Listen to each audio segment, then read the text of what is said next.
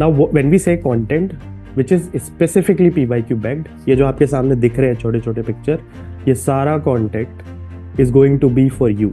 ये जो 200 लोग इस सेशन में है, we are releasing it to these people for free. Every single one of this document is PYQ backed, and I'll show you every single one of those documents. We are not charging anything for this. We don't want to. We don't want you to, fill your brain with beginner level advice. ये book पढ़ लो etc. Game अब वो है नहीं। 6 साल की fight है, 5 year plan बनाना है, ये हम 3 साल से बोल रहे हैं, मत करो ये सब। आप पहला अटेम्प्ट बहुत ही ज़्यादा स्ट्रेटेजिक तरीके से दो। अगर कुछ गलती होती है तो दूसरे अटेम्प्ट में मैक्सिमम वो गलती सुधार लो और आगे बढ़ो लाइफ में, फिर कुछ और देखो। If you are a beginner and if you have no idea, आप 26 दे रहे हो, 2026 या 25 दे रहे हो, आपको अगर अभी भी थोड़ा बहुत एंशियस लग रहा है, यार समझ में नहीं आ रहा एग्जाम, तो आप प्लीज पीवाईक्यू उठा लो। ये ट्रेंड है पिछले 10 साल का, नॉर्मलाइज्ड है, इतने क्वेश्चन आ ही रहे इन सब्जेक्ट से। अगर आप अपनी प्रिपरेशन इस माइक्रो थीम्स के बेसिस पे करोगे ना, तब डैम श्योर कि आप मेंस के हर एक पेपर में 50 to 70% का हिट रेशियो लेके आने वाले हो। जस्ट रीडिंग द स्पेक्ट्रम या कोई भी chapter of spectrum, only getting the informational aspect in the mind is not going to help you in the mains examination, right? आपको अपनी एनालिटिकल स्किल्स को डेवलप करना पड़ेगा। यार माइक्रो थीम्स की प्रेडिक्शन 50% से तो ऊपर है। अब इसको ऐसे मत समझना ये कर लेंगे तो बस हो गया, but you have to be intelligent about the fact कि यार there are certain topics and themes जो हर साल आ ही रही है, और मेरे पास कोई आर्ग्यूमेंट नहीं है to not become better at those topics. मतलब मेरे लिए तो they should become like a back of my hand. So if I cover these 50-60 micro themes, आपको इंश्योरेंस टाइप फील होना चाहिए कि हाँ मेरी प्रिपरेशन मेरे हाथ में है। इफ यू हैव अटेम्प्टेड और attended any session in CD, our core belief is कि आजकल लोगों को बेसिक चीज़ें सबको पता होती है। अगर नहीं भी पता है, it is expected of you that you'll understand the syllabus of this exam, what are the things that keeps coming up, what are the most important topics in this exam. If you are already someone who has attempted exam earlier, on that basis of your previous year experience, you gain this understanding कि यार पिछले साल ये गलती करती थी, maybe I should have not done that, or there are certain kind of gaps that gets revealed. Imagine you understand the topic, you are attempting the mains exam this year, but आपको articulate करते नहीं आ रहा है। You have the knowledge but you are not able to put it down in words, right? So what, let me just quickly summarize. We don't want you to fill your brain with beginner level advice, ये book पढ़ लो etcetera. Game अब वो है नहीं। सबसे पहले तो आप दो चीजों पर ध्यान दो। पहला, आपका exam minimum number of attempt में निकलना चाहिए। 6 साल की फाइट है, 5 ईयर प्लान बनाना है, ये हम 3 साल से बोल रहे हैं, मत करो ये सब। आप पहला अटेम्प्ट बहुत ही ज्यादा स्ट्रेटेजिक तरीके से दो। अगर कुछ गलती होती है तो दूसरे अटेम्प्ट में मैक्सिमम वो गलती सुधार लो और आगे बढ़ो लाइफ में, फिर कुछ और देखो। You should have it. ये जो बकवास चलता रहता है कि प्लान भी नहीं होना चाहिए, ये होना चाहिए, I am really sorry, don't do that. ठीक है, मतलब मान जाओ ये बात। तो उस जब आप वो रियलिटी एक्सेप्ट कर लेते हो, तो मेक श्योर दैट आपका जो पहला या दूसरा अटेम्प्ट है बहुत ही ज्यादा शार्प प्रिपरेशन है। आपको हर एक प्रिपरेशन का हर एक कॉर्नर पता है कि कहाँ पे क्या करना है, क्या पे नहीं करना है। दूसरा, जब आपको एक स्ट्रेटेजी बन गई है, तो वो स्ट्रेटेजी को डेली लेवल पे फॉलो करना जरूरी है। सिर्फ प्लान से तो कुछ नहीं होता ना। There has to be enough motivation, enough conviction, enough zeal to apply that strategy on a daily basis. ठीक है, सो वो मोमेंटम बिल्ड करते रहेगा, कंपाउंड होती रहेगी आपकी प्रिपरेशन। थर्ड इज, जब आप कोई टेस्ट दे रहे हो, कुछ आंसर लिख रहे हो, कुछ एग्जाम दे के आए, तो किसी से कुछ पूछना है आपको कि यार मेरा सही चल रहा है नहीं चल रहा है, किसी से ब्रेनस्टॉर्म करना है, तो एक फीडबैक मिलते रहना चाहिए। It's like a mirror. आपने जल्दी खत्म की कि रेस नहीं की, कुछ और जल्दी कर सकते हो कि नहीं कर सकते हो, गैप कहाँ पे है, यार 6 नंबर आ रहे हैं, 8 कैसे करूँ, can I improve in some other subjects etc. And if I'm not able to do but my friend is able to do, why is she able to do? Those are the support system. ठीक है, और other side of the game also, sometimes you feel sad, sometimes you get derailed, किसी दिन मन नहीं कर रहा है etc. We are human at the end of the day. ये एडवाइसेस ज्यादा एप्लीकेबल है, ना कि ये बुक पढ़ लो वो बुक पढ़ लो। And people who have attempted exam they will relate to this a lot. Now let's come to the brass tacks. आपको इस एग्जाम को समझना है, उसका सिर्फ एक तरीका है, पीवाईक्यू। ये हम this theme has become recently because toppers have come up and started to say this, but we have been behind this for last 4.5 years, and I'll tell you how. So if you're a beginner and if you have no idea, आप 26 दे रहे हो, 2026 या 25 दे रहे हो, आपको अगर अभी भी थोड़ा बहुत एंशियस लग रहा है, यार समझ में नहीं आ रहा एग्जाम, तो आप प्लीज पीवाईक्यू उठा लो। ये ट्रेंड है पिछले 10 साल का, नॉर्मलाइज्ड है। इतने क्वेश्चन आ ही रहे इन सब्जेक्ट से, ये नॉर्मलाइज्ड है, एवरेज है। 18 क्वेश्चन हिस्ट्री से है, environment 17, 17, 14, 13, 12, 9, right? This is for prelims. This is the trend. This is now when you say that 18 questions are coming from history, the next natural question is what are those topics from which the questions are coming? And I want you to take a screenshot of this screen, ठीक है, जिससे कि आपके पास रहे. These are the topics: medieval culture, modern history. These are the topics from where questions have been repeatedly asked. Now you have no excuse to be weak in these areas, to be not able to score in these areas. If you have been a veteran or if you have attempted certain prelims test series, please glance from top to bottom and please do a quick assessment about your confidence level in these topics. Please just internalize that कि मैं इसमें ठीक हूँ नहीं हूँ, am I fine in these topics, do I have a basic understanding, medium level understanding, or if you ask me any question I'll be able to get it right. In terms of accuracy is what I don't forget about the knowledge etc. Question सही हो रहा है कि नहीं. That's what. So take a screenshot, keep it with these. This is 80-20. अगर आप ये topics को ज़्यादा importance दोगे, then you'll eventually see your scores boosting up because the more number of questions have been repeatedly asked. This is like an insurance. Exam UPSC में slightly change होता रहता है. That it is just known for those things, right? That it's unpredictable and all. But you will be able to find certain certainty if you just look one step deeper. That there are certain topics जिनका बस language change होता है, जिनका बस slightly conceptual level पे change होता है, maybe design of the question changes, maybe the design of the options changes, but eventually the theme remains the same and you can enter that exam hall very confidently because कुछ insurance है मेरे पास. Same for mains. Take a screenshot please. ये सब आप ignore नहीं कर सकते हो, हल्के में नहीं लेना. ये सब लाइक लास्ट 10 years के PYQ से आया है. आप बाकी चीजों को पीछे रख सकते हो अपनी प्रिपरेशन में, इसको मत रखना. And we genuinely want you to do this, that you do not ignore these topics. ठीक है, I just wait 5 second. I am assuming कि आप लोग ये ले रहे हो screenshot. These are the I just summarize. These are the themes backed by PYQ कि यहाँ से मेंस के क्वेश्चन आ ही रहे हैं. नाउ डोंट एक्सपेक्ट कि exact word to word question आएगा, बट क्वेश्चन इसी थीम से आए जा रहे हैं. ठीक है, so these themes you can't ignore. It doesn't mean कि बाकी कहीं से नहीं आ रहा है. That's not what, no one can predict those things, right? But in theme से तो आ ही रहा है here and there. Cool. Now I'll tell you how we operate.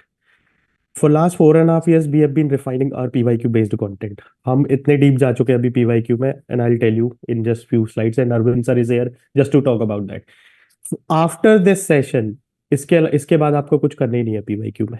आप बस एक आराम से नोट्स बनाते रहना through out the session, running notes, और आप अपने पिक्टोरियल मेमोरी में ये डालते रहना कि यार मेरी प्रिपरेशन ऐसा अप्रोच होनी चाहिए. मुझे बस ये ध्यान रखना है कि यूपीएससी बार बार क्या पूछे जा रहे हैं और मुझे उन टॉपिक में बहुत अच्छे से एक्यूरेसी बढ़ानी है बस. और जब मैं एक्यूरेसी बढ़ाने का एक ही तरीका है, to attempt more number of test. When you will give the test, have someone to take a feedback. अपने फ्रेंड से लो, आपने कई टेस्ट सीरीज ज्वाइन किए वहां से लो, किसी मेंटर से लो, बट फीडबैक ले लो. And I will give you the actual I'll show you the actual thing how we have refined our content, right? Now, the first thing, now when we say content which is specifically PYQ backed, ये जो आपके सामने दिख रहे हैं छोटे छोटे picture, ये सारा content is going to be for you. ये जो 200 लोग इस सेशन में हैं, we are releasing it to these people for free. Every single one of this document is PYQ backed, and I'll show you every single one of those documents. We are not charging anything for this. We don't want to. We never operate from that mindset. ठीक है. So the point is, if you just stick. But बात ये है कि ये सब document का ना, it will not add up any value to you until you understand इसको use कैसे करना है. And this session that Arvind sir will take is precisely he is going to add value कि यार ये जब document आपके पास आ जाएंगे at the end of the sessions, तो आप इनको इस तरीके से use करना है. It's हमको complicate करना ही नहीं है preparation. It's just that simple. All right, so make sure that you please focus. अगर आपको कुछ भी काम है, आप बस यहीं पे ध्यान दो, कैमरा ऑन रखो, अगले 40 मिनट यहीं पे ध्यान दो. ठीक है. And so I'll just quickly walk through. जैसे GS ये 2024 का जो पेपर हुआ है, उसके सारे मॉडल आंसर्स है. एक तो वो पहली लेयर है. दूसरा, वो मॉडल आंसर जो क्वेश्चन है उनकी माइक्रो थीम्स क्या है, आर दीज क्वेश्चंस रिपीटेड और something, from where, which topic. Then third layer है is there a PYQ overlap year after year? Fourth layer, हमारे प्रोग्राम से कुछ हिट रेशियो है? Whether we as a team, content team at सिविल रिली mains team, which is a program led by Arvind sir only, Smash Mains, right?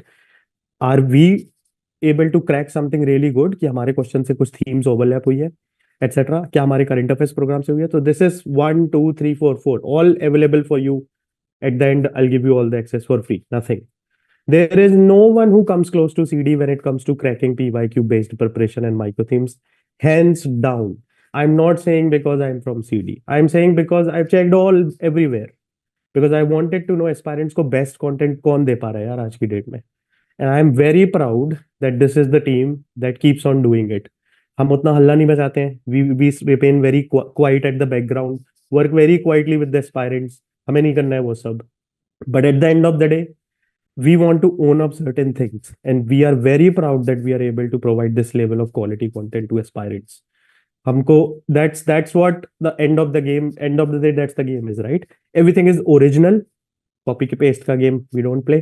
ठीक है? Everything is deeply researched and everything is, we are the one who did it, और कोई कर ही नहीं सकता ये सब. Like no one has it. This is how micro themes looks like. I just in 2 3 minutes I just want to tell you what is micro themes. First, for example, आप बोलोगे sir micro themes क्या होता है? मैं पिछले 10 साल का paper उठा लूंगा, उसमें से देखूंगा कि बुद्धिज्म पे ये हर साल से एक क्वेश्चन आ रहा है, तो बुद्धिज्म एक माइक्रो थीम बन गई है. सिंपल. इसमें आपने क्या कर लिया? That's not how it is. You have to refine it after year. You have to kind of calibrate it that वो माइक्रो थीम ना, देखो, अगर आप बोल रहे हो कि बुद्धिज्म एक माइक्रो थीम है, तो how many questions will you cover from Buddhism? 1 2, that's it. Your micro theme cannot be so narrow that it only covers very minuscule part of the syllabus. At the same time, your micro theme cannot be so broad that it ends up covering every part of the syllabus. तो micro theme का मतलब क्या हुआ? फिर आप focus कैसे हो रहे हो? जब सभी पढ़ना है तो फोकस का क्या मतलब है? सीडी ने माइक्रो थीम को इतना कैलिब्रेट कर चुके हैं हम पिछले 4.5 साल में कि हर एक माइक्रो थीम के अंदर आप 3 से 4 क्वेश्चन इजिली प्रेडिक्ट कर सकते हो कि भाई मैंने ये थीम कर ली है, मेरे कम से कम 3 से 4 क्वेश्चन तो हो रहे हैं. Buddhism is not a good micro theme. Religion at certain period of time in medieval or ancient India is a really good micro themes, because religion in ancient India is a mid level micro theme जिसके अंदर 3 4 topic आ जाएंगे. And that is where the value lies. नहीं तो ये कोई भी कर लेता. That's why you don't see it happening anywhere else.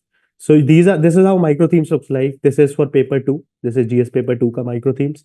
This was for paper 1. Same concept applies in TS की we have calibrated it that they are not so narrow कि एक ही टॉपिक आ रहा है. They are also not so broad कि सब कुछ ही आ गया. They are somewhere in between, very sharply calibrated कि एस्पायरेंट्स को इधर उधर सिर मारने की जरूरत है ही नहीं. मुझे नहीं चाहिए कि सीडी में बच्चे फालतू में इधर उधर एंशियस होके कुछ भी पढ़ते रहे. आप बहुत शार्प प्रिपेयर करो. This whole thing is coming from a principle कि यार बच्चा 2 से अटेम्प्ट ज्यादा देगा क्यों.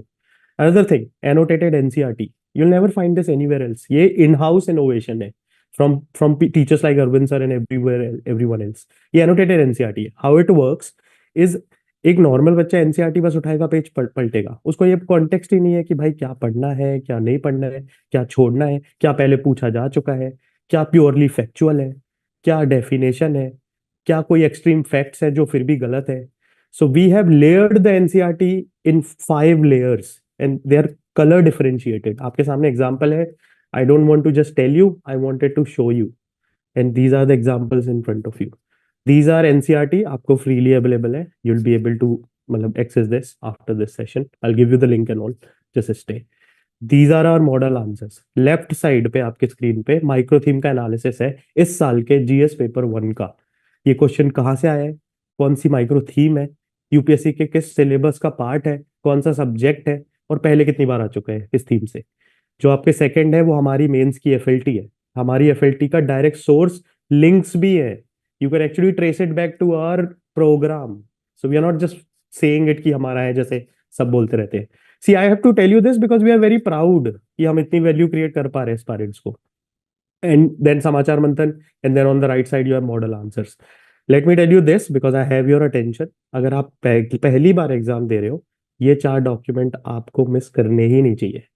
इस साल के जीएस पेपर मॉडल, ये इस साल का जो जीएस मतलब मेंस का जो वेबिनार हो रहा है, सॉरी मेंस का जो पेपर हुआ है, आप उसको, आपकी प्रिपरेशन उस इन 4 डॉक्स को पढ़े बिना स्टार्ट नहीं होनी चाहिए. That's what I, so that you gave enough context.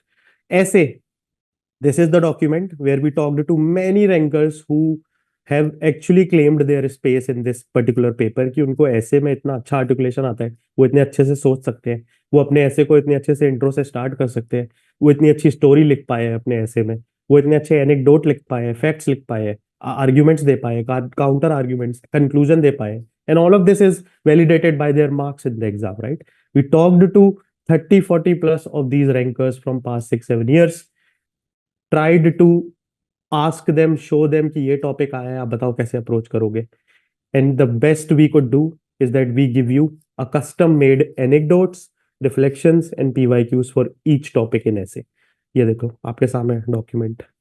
For example, अगर आपका ऐसे आ रहा है, ये लिखा हुआ है जैसे the true measure of intelligence, kindness and civilization foundation, अगर मान लो इसके आसपास कोई टॉपिक आ रहा है, आपके पास ऑलरेडी एक एनेक्डोट है कि आप ऐसे स्टार्ट कर सकते हो, आप रिफ्लेक्शन कंक्लूजन लिख सकते हो. पीवाईक्यू में ये सब आ चुका है, 2020 में लिखा हुआ है सब आपके सामने.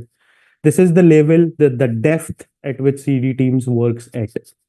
अगर आपको ये कहीं नहीं मिल रहा है, ये जो 200 लोग इस कॉल पे हैं इस सेशन में, तो आपकी प्रिपरेशन में कंप्रोमाइज है, मैं सिंपल बोल रहा हूँ.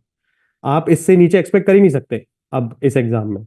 और अगर आप इससे नीचे का कंटेंट कहीं भी पढ़ रहे हो, तो आपको कुछ, you have to rethink basically. आपका जो भी टीचर है, आप जहां भी पढ़ रहे हो, जिस कोचिंग में पढ़ रहे हो, इससे नीचे एक्सपेक्ट नहीं कर रहे हैं आपको. I have to trust that much to you कि आप इससे नीचे एक्सपेक्ट नहीं करोगे आप किसी भी कंटेंट को कहीं भी. Last thing is that there is something new coming up from our end. All of GS just in one topic.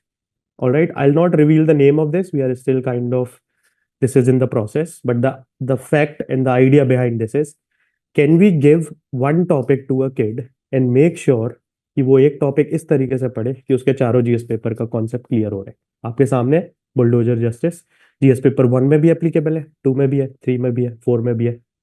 सारे फैक्ट्स हैं, टेबल्स है, डेटा है आपके राइट साइड पे, everything. Opinion of supreme court है, डेफिनेशन है, सब कुछ है. इससे ऊपर कुछ नहीं पढ़ना है. इससे नीचे का कंटेंट अगर आपको कहीं भी कोई भी दे रहा है, पढ़ रहा है, something is compromised, don't do it. इससे नीचे आपको एक्सपेक्ट नहीं करना है आपकी प्रिपरेशन में. You are preparing not in 1998 anymore, you are preparing in 2024. Information overload है, आपका कंटेंट बहुत शार्प होना चाहिए, टाइम बचना चाहिए. भाई एक टॉपिक करना है, चारों जीएस में आ रहा है, चारों जीएस को कैसे कवर करूं. This will also be available for free, will give it to you. But we want you to understand the depth at which our team operates. आपको जज करना है ना अगर किसी भी चीज को, तो आप उसके कंटेंट से जज करो. अगर आपको सीडी को जज करना है कि ये अच्छा कर रहे हैं, खराब कर रहे हैं, जज from these things, because these are available for everyone, right? So this is coming, and this will also be available, like I said, content for you and for free, right? Now, before I give it up to Arvind sir, I just want you guys to give me some feedback. Does all these things make sense to you? And if they do, yes or no, you can say, because we operate on feedback only. And if they do, then please stick to the end, जिससे कि मैं आप सबको इसका access दे पाऊँ and आप अपनी preparation में इसको यूज कर पाओ. ठीक है, आप बस अरविंद सर को सुनो, अपना पेन एंड पेपर रेडी रखो प्लीज, और सारे क्वेश्चन पूछो, पूरा फोकस से पढ़ो आप आज बस 30 minute, and I guarantee you will get it. Arvind, let me stop sharing, आप शेयर कर लो. Thank you, Priya sir. Let me share the screen. Okay, so students, I just need the 40 minutes of undivided attention of yours, right? 40 minute आप बैठ जाओ मेरे साथ और let's deep dive into the academics और थोड़ा समझते हैं कि माइक्रो थीम एक्चुअली है क्या and how it is going to help you, right? So am I clear? Sir आवाज आ रही है, एक बार फिर से मुझे कंफर्म कर दीजिए. Hello Arvind, all good, we are all good, we can go. सब या okay, thank you sir. So here in this webinar, we are going to understand the relevance of the micro themes, right? कि micro theme जो हम term जो यहाँ पे coin कर रहे हैं उसकी relevance है क्या and how is going to help you. This is very important for each and every aspirant, right? और how we have arrived at this micro themes is layer by layer filtering करने के बाद, right? Layer by layer filtering करने के बाद we have arrived at this particular micro theme. और अगर आप अपनी प्रिपरेशन इस माइक्रो थीम्स के बेसिस पे करोगे ना, तो आई एम डैम श्योर कि आप मेंस के हर एक पेपर में 50 to 70% का हिट रेशियो लेके आने वाले हो, right? And I will show you this. इस साल के पेपर के साथ मैं आपको ये दिखाने वाला हूं कि माइक्रो थीम्स के बेसिस पे अगर आपने प्रिपरेशन की है तो you are going to get this particular number. 50 to 70% का मतलब क्या होता है? 10 से लेके 14 क्वेश्चंस अगर आपको एग्जाम में आते हुए दिख जाए, उसका कंटेंट आपको पता हो, तो आपका कॉन्फिडेंस लेवल कितना ऊपर जाएगा, just imagine that, right?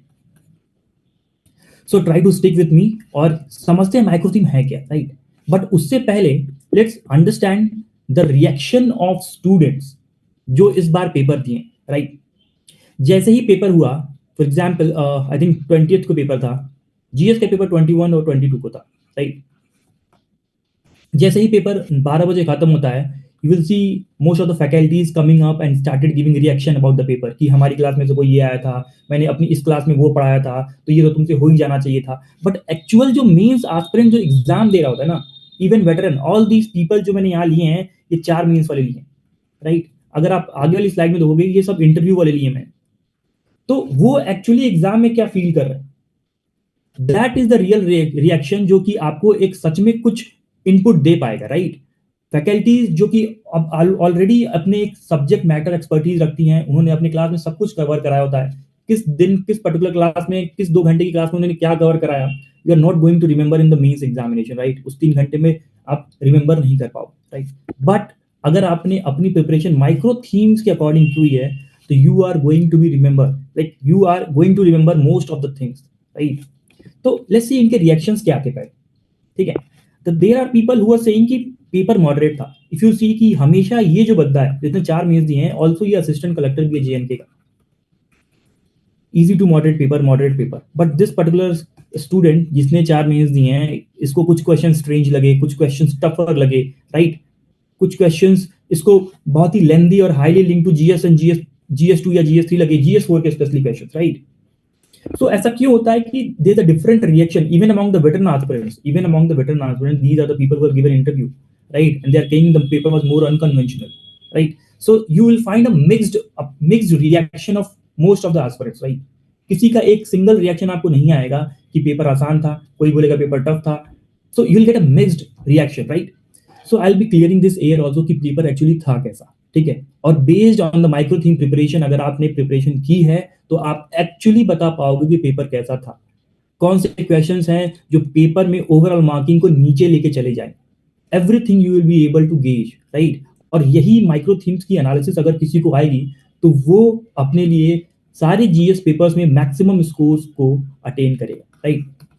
So quickly coming up, समझते हैं कि कैसे ये सारी चीजें होने वाली है। माइक्रो प्रूविंग क्वेश्चन मतलब जो आपके थोड़े से दिमाग को हिला दे, तब आपको मैं माइक्रो थीम की रेलेवेंस समझा पाऊँ, राइट? अगर मैं बस बोलता ना हूँ कि माइक्रो थीम देखो इतना इंपॉर्टेंट है, ये बहुत जरूरी है, और बस तुम मान लो, तुम क्यों मानोगे मेरी बात, right? I have to prove this first, right? So let's take a proving question and the question is in front of your screen. एक बार जरा इसको ध्यान से पढ़ना कि tribal rebellion in India were not only the responses to colonial operations, but also the assertions of indigenous identity and autonomy, right? I am sure अगर तुमने स्पेक्ट्रम 2-3 बार पढ़ी होगी ना, उसके बाद भी क्वेश्चन को कर नहीं पाओ, I am damn sure, right? मैं आपको स्पेक्ट्रम दिखा भी देता हूँ। दिस इज द स्पेक्ट्रम का चैप्टर जहां से ये क्वेश्चन बना हुआ है, राइट? और ये चैप्टर आई थिंक इसमें you will find civil uprising, tribal uprising, what was the uprising का difference between mainland tribals and north east tribals, ये सारे डिफरेंसेस इसमें दिए हुए हैं। And this chapter is information loaded, मतलब व्हेन आई वाज प्रिपेयरिंग मुझे ये चैप्टर बहुत ही बुरा लगता था, right? So if you see this question, अगर आप क्वेश्चन को देखो इस स्क्रीन पे, तो अगर इस क्वेश्चन की थीम और डिमांड को आप अलग अलग करने की कोशिश करो, लेट्स अंडरस्टैंड कि tribal rebellion is the theme of the question, जिसपे क्वेश्चन बेस्ड है, और इसके बारे में मैं इंट्रोडक्शन में लिखूंगा, राइट? और मुझसे डिमांड क्या पूछ रहा है कि वो ट्राइबल रिबेलियन बताओ जो कि कॉलोनियल ऑपरेशंस की वजह से हुए थे, द फर्स्ट डिमांड। वो से ट्राइबल रिबेलियन बताओ जो कि असर्शन ऑफ इंडिजिनस आइडेंटिटी के कारण किए गए थे, और वो बताओ जो अपनी ऑटोनॉमी को असर्ट करने के लिए हुए थे। तो प्लीज टेल मी कि आप जब स्पेक्ट्रम के इस चैप्टर को पढ़ रहे थे, तो क्या आप इस एनालिसिस को साथ लेते हुए पढ़ रहे थे कि जस्ट आप जो भी ट्राइबल्स रिवॉल्ट हुए हैं, फॉर एग्जांपल संथाल रिवॉल्ट हुआ है या कुका रिवॉल्ट हुआ या जो भी हुआ, उनको बस इंफॉर्मेशनल एंगल से ही पढ़ते जा रहे थे, राइट। आई एम श्योर कि आप सिर्फ और सिर्फ इंफॉर्मेशनल एंगल से ही इन किताबों को पढ़ते हैं। आपका एनालिटिकल एस्पेक्ट अभी तक डेवलप्ड नहीं हुआ होगा, definitely I can say, because this question requires analysis, right. This particular question requires analysis and here the micro theme का भी रोल आता है, कैसे वो मैं अभी आगे जाके एस्टेब्लिश करूंगा, ठीक है। इफ यू कैन अंडरस्टैंड, आपको समझ में आ रही है इतनी तक की बात मेरी? ओके, ठीक है। तो जस्ट रीडिंग द स्पेक्ट्रम या कोई भी chapter of spectrum, only getting the informational aspect in the mind is not going to help you in the mains examination, right. आपको अपनी एनालिटिकल स्किल्स को डेवलप करना पड़ेगा। फॉर एग्जाम्पल, अगर मैं बात करूं कि कोलोनियल ऑपरेशंस क्या होते हैं, कि लैंड रेवेन्यू सिस्टम लेके आना, लैंड रेवेन्यू सिस्टम लेके आया जो कि एक्सप्लॉइटेटिव था, तो उसके लिए कौन से रिवॉल्ट्स हुए? फॉर एग्जाम्पल संथाल रिवॉल्ट, ठीक है। संथाल रिवॉल्ट क्यों हुआ था?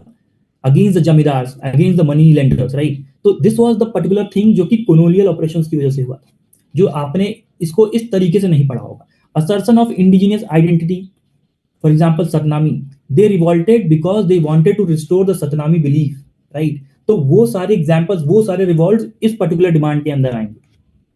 और ऑटोनॉमी के लिए कौन से मूवमेंट्स हुए थे? For example Kuka movement in Punjab, ठीक है। They wanted to establish a Sikh state, right, and because of which they revolted. So this is the analysis part which we have to focus on for preparing for mains, right. तो वहां पे आपको micro theme का relevance आता है। अभी मैं और आपको इसका कॉन्टेक्स्ट को और सेट करता हूं, राइट।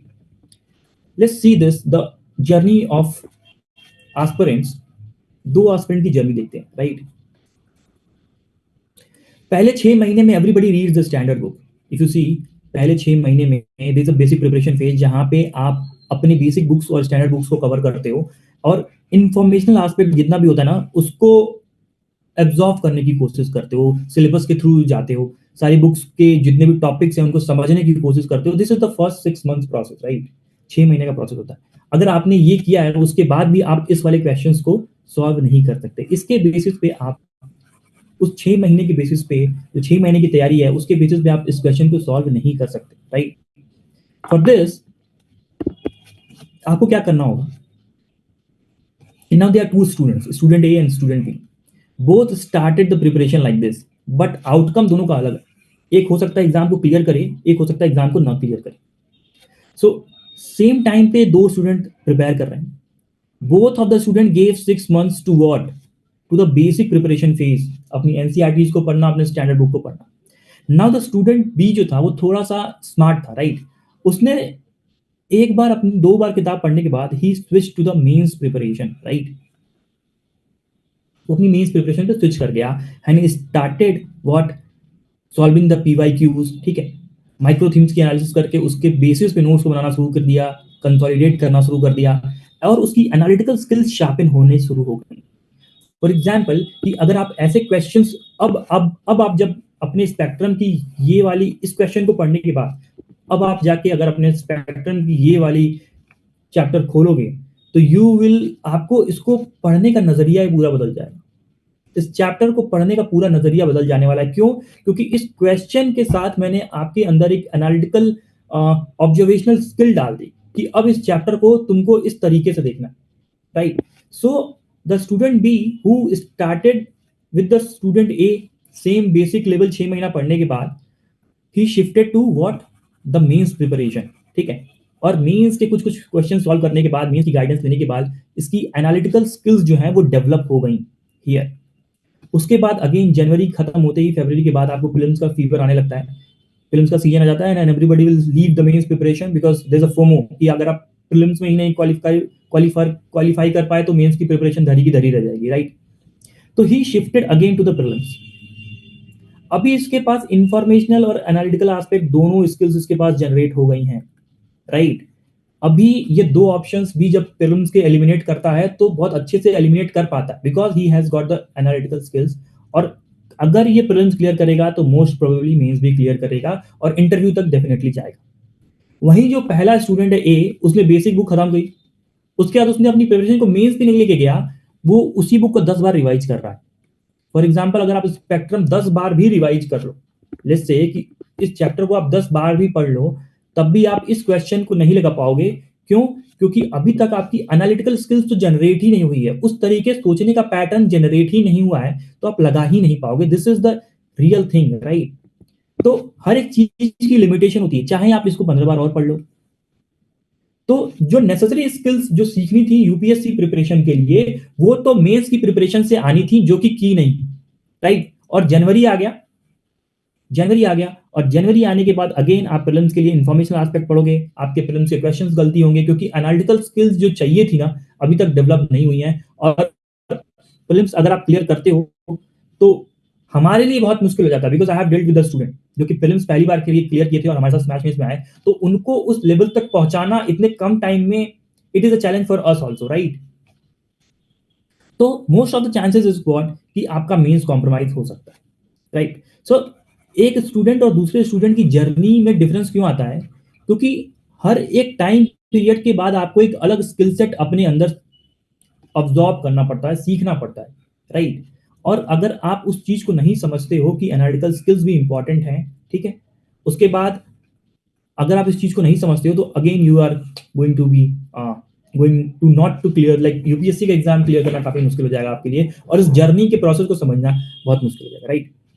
तो इतनी बात आई थिंक आपको समझ में आ गई होगी, तो एक बार आप थम्स अप कर दो। Are you able to understand these things? मैं जो बोल रहा हूँ please comment. How to develop analytical skills, हाँ मैं अभी आ रहा हूँ, उसी पे आ रहा हूँ, अभी बस मैंने कॉन्टेक्स्ट ही सेट किया है, राइट? तो अभी आप देख लो कि अभी टाइम क्या चल रहा है, अक्टूबर से जनवरी का जो टाइम है ना, वो मेंस की प्रिपरेशन का फेज होता है, और एनालिटिकल स्किल्स कैसे डेवलप करें अपनी, ताकि हम मेंस को टैकल कर पाए। और ये एनालिटिकल स्किल्स आपको जाके जनवरी के बाद भी हेल्प करेंगी, क्योंकि आपके पास इंफॉर्मेशनल एनालिटिकल स्किल्स दोनों होंगी। जो भी पोर्शन सिलेबस का ओवरलैप होगा प्रीली और मेंस के लिए, वो भी आपका रिवाइज होता जाएगा। लेकिन अगर आप स्टूडेंट ए की तरह बिहेव करोगे तो आपको पता ही नहीं होगा कि मेंस में क्या आने वाला है इस टॉपिक से, right? Getting my point? Now अब एनालिटिकल स्किल्स की बात करते हैं, कैसे जनरेट करें, ठीक है? लेट्स अंडरस्टैंड कि एनालिटिकल स्किल्स कैसे जनरेट करना है, वो समझते हैं। क्या analytical skills PYQ solving mains का सिलेबस को पढ़ने से हो जाएगी? नहीं होगी, सिंपल सी बात है, नहीं होगी। यू नो कि देयर अगर आप आई थिंक कि ऑडियंस में हमारे पास जो स्टूडेंट्स हमको अभी यहाँ वेबिनार में देख रहे हैं, they must be knowing about the data analyst, right? आजकल एक बहुत ही इंजीनियरिंग में पोस्ट आई हुई, डेटा एनालिस्ट, डेटा साइंटिस्ट, ठीक है? व्हाट दे डू इज, वो क्या करते हैं कि they have the large amount of data, ठीक है, और उसमें कुछ पैटर्न्स, कुछ लिंकेजेस ढूंढ के क्या करते हैं, वो कुछ मीनिंगफुल आउटकम निकालते हैं जो कि प्रॉब्लम सॉल्व कर पाए, ठीक है? सेम वे यूपीएससी में we have large amount of data. For example इतना बड़ा सिलेबस है, इतने सारे पीवाईक्यूज हैं, पिछले 12 साल में 1000 पीवाईक्यूज हैं। सिलेबस की आप सिलेबस देखो, 2-2 पेज के सिलेबस हैं, एक-एक पेज के सिलेबस हैं। तो लार्ज अमाउंट ऑफ डेटा को क्या कुछ पैटर्न में, क्या कुछ लिंकेजेस निकाल के कुछ मीनिंगफुल ले आए क्या? कुछ मीनिंगफुल ले आए क्या? Getting my point? कुछ मीनिंगफुल ले आए क्या जिससे कुछ प्रॉब्लम सॉल्व हो जाए? और वो प्रॉब्लम क्या है कि हमारे जो हम कंटेंट बना रहे हैं वो मेंस के एग्जाम में जाके हिट हो जाए। Getting my point? तो ये जो पैटर्न सेट करना और जो लिंकेज बनाना है ना, और उससे जो मीनिंगफुल जो चीज हम निकाल के लाए हैं, वो है माइक्रो थीम। कि ये आ गई हमारी माइक्रो थीम। इतना डेटा हैंडल करने के बाद, इतना पीवाईक्यूज हैंडल करने के बाद, we have arrived at certain point, we have arrived at micro theme which will जो कि एक्चुअली आपको अपने आपके एग्जाम में जाके हेल्प करने वाली है। This is what the relevance of micro theme, जो कि मैं ऊपर सबसे पहले जब आपको स्टार्टिंग की पहली लाइन जब मैं बोल रहा था, तो वो रेलेवेंस आपको यहाँ पे मिल रही है। Getting my point? कि एनालिटिकल स्किल्स कैसे जनरेट होंगी? You have to handle a large amount of data, patterns, linkages, कुछ आने चाहिए तभी जाके जनरेट होगा। अगर आज रैंडम 2-4 टॉपिक्स के पीवाईक्यू सॉल्व कर ले रहे हो और आपने बस यूपीएससी के, कई लोग कहते हैं यूपीएससी के सिलेबस को रट लो, तो रट के क्या कर लोगे? जब तक लिंकेजेस बैठाना नहीं आएगा, जब तक पैटर्न सेट करना नहीं आएगा, पीवाई के साथ लिंकेजेस नहीं आएगा, तो क्या कर लोगे? इसका कुछ मीनिंगफुल नहीं निकाल पाओगे। सिंपल सी बात है, ठीक है? I think I have set the relevance of, अभी तक मैंने माइक्रो थीम को स्टैब्लिश कर दिया है कि उसका रेलेवेंस क्या है, ठीक है? एक लार्ज अमाउंट ऑफ डेटा को, सिलेबस को, पीवाईक्यूज को हैंडल करने के बाद सर्टेन मीनिंगफुल आउटकम्स पे हम आए हैं, जो कि आपको 50-70% का हिट रेशियो देगा। वो कैसे देगा मैं प्रूव करूंगा इस बार के क्वेश्चन पेपर से, ठीक ठीक है? इतनी बात समझ में आई? Are you getting, are you able to understand this? समझ में आ रही है? Guys you can comment, right? I am reading the comments here, ठीक है? चलो आ रहा है समझ। लेट्स अंडरस्टैंड कि माइक्रो थीम बेस्ड प्रिपरेशन कैसे आपकी हिट रेशियो को बढ़ा सकता है। 50 to 70% का हम बोल रहे हैं, ज़्यादा भी हो सकता है, कभी कभी कम भी हो सकता है, चलेगा, but it is sure shot, it is not but ये कंफर्मेशन है, राइट। लेट्स अंडरस्टैंड कि these are the micro themes. यही है वो माइक्रो थीम्स की अगर आप जिन पे प्रिपेयर करोगे, जो कि एक पेज में हमारे डिजाइन टीम वालों ने डाल दी है बहुत ही beautifully. These are the micro themes जिसपे आपको अपने introductions, conclusions, right, introductions, conclusions और भी वेरियस डायमेंशंस पे अपने नोट्स को प्रिपेयर करना है, which will actually going to help you in the real mains examination. Let's see this. तो पेपर वाइज समझते हैं कि इस साल का जो जीएस का जो GS1 का पेपर आया, फॉर एग्जाम्पल कि सर आप बोल रहे हो कि माइक्रो थीम इतनी इंपॉर्टेंट है, तो इस साल के पेपर में ही लगा के दिखा दो ना। अगले साल मतलब अगर आप कह रहे हो कि इतना इंपॉर्टेंट है माइक्रो थीम, तो मुझे इस साल के पेपर में ही चमका के दिखा दो कि कैसे है रेलेवेंट माइक्रो थीम, तब तो मैं मान जाऊं आपकी बात, ठीक है। सो लेट्स अंडरस्टैंड दिस वे कि दिस इज द GS1 का पेपर जो कि इस बार आया, ठीक है। और ये जो GS1 का पेपर है ना, ये सारे क्वेश्चंस हैं, ठीक है। इनकी मैपिंग की सिलेबस के साथ माइक्रो थीम्स के साथ मैपिंग की, ठीक है। और ये जो माइक्रो थीम्स हमने जो स्क्रीन पे डाली हुई हैं, ये ऐसा नहीं है कि इस बार आई हुई है, ये पिछले 12 साल से जो माइक्रो थीम जो पैटर्न्स फाइंड आउट किया है, उनके बेसिस पे ही ये माइक्रो थीम्स हमने फाइंड आउट किए हैं। I will show you, just quickly I will show you the Excel sheet, right. Just let me show you कि लेट्स से ये GS1 का पेपर है, ठीक है। अगर मैं यहाँ पे फिल्टर लगाया हूँ 2024 का, जैसे मुझे 2023 का पेपर देखना है माइक्रो थीम्स, तो देखो मैंने फिल्टर लगाया और मुझे पूरा 2023 का माइक्रो थीम्स के अकॉर्डिंग पूरा पेपर मिल जाएगा, राइट। अगर मुझे 2016 का पेपर देखना है लेट्स से कि कौन कौन सी माइक्रो थीम्स से पेपर्स आए हुए हैं, I will get like this only. So हमने यहाँ जो रैंडम अपने मन से बॉल बाई बॉल कमेंट्री करके नहीं आए, गेटिंग माय पॉइंट। ये बॉल बाय बॉल कमेंट्री हमने, क्वेश्चन बाय क्वेश्चन कमेंट्री हमने नहीं की है कि हमें ये समझ में आया हमने इस पे माइक्रो थीम डाल दी। All these analysis has been done by handling a large amount of data. You can see this if you want to see कि 2020 में कौन से क्वेश्चंस आए थे, लेट्स से माइक्रो थीम्स क्या थी, यू विल सी कि micro themes are being repeated Sir, everywhere. could you please allow students, sir? Sorry, please let me finish first, let me take the class, we'll take the this thing your No, concern. sir. People are waiting in the waiting room, sir. In the Zoom waiting link, people are waiting, sir. Okay, sure. Understood? So we have done this by handling a large amount of data and we have arrived at a meaningful outcomes. For example,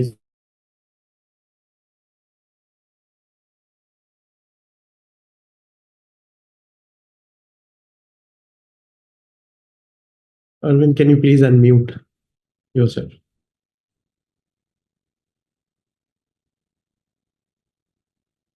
Just unmute.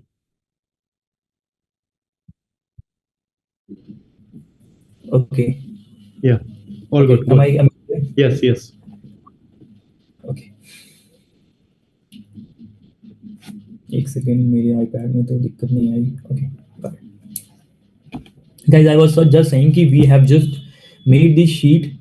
This was the sheet which Prayas sir was talking about. We'll be giving you this PDF and all these things. So let's come to the webinar part and let's understand the academics. तो ये जो सारी micro themes हैं, ये इस बार की नहीं है, ये सारी चीजें जो रिपीट होके आ रही हैं यूपीएससी की अति favourite, and there certain things which are new which we have categorised in miscellaneous sections, right. So let's understand कि एक माइक्रो थीम है various stages of freedom struggle, right. एक माइक्रो थीम है various stages of freedom struggle, जिसपे इस बार question क्या आया है 2024 में, क्विट इंडिया मूवमेंट पे, right. Let's understand this way. तो क्या quit India various stages of freedom, जो various stages of freedom struggle है, इस पे क्या पहली बार यूपीएससी ने क्वेश्चन पूछा है? बिल्कुल नहीं। ये सारे रहे पिछले 12 साल के क्वेश्चंस इस पर्टिकुलर माइक्रो थीम पे। 12 साल से मेरा क्या मतलब है, 2013 के बाद से जब से पैटर्न चेंज हुआ है तब से हम 2024 तक का क्वेश्चन लेके चल रहे हैं, तो टोटल 12 साल हो जाता है, ठीक है। एंड हाउ यूपीएससी कैसे रिपीट करता है अपनी माइक्रो थीम्स को, जरा ये बात समझना। And I will show you this,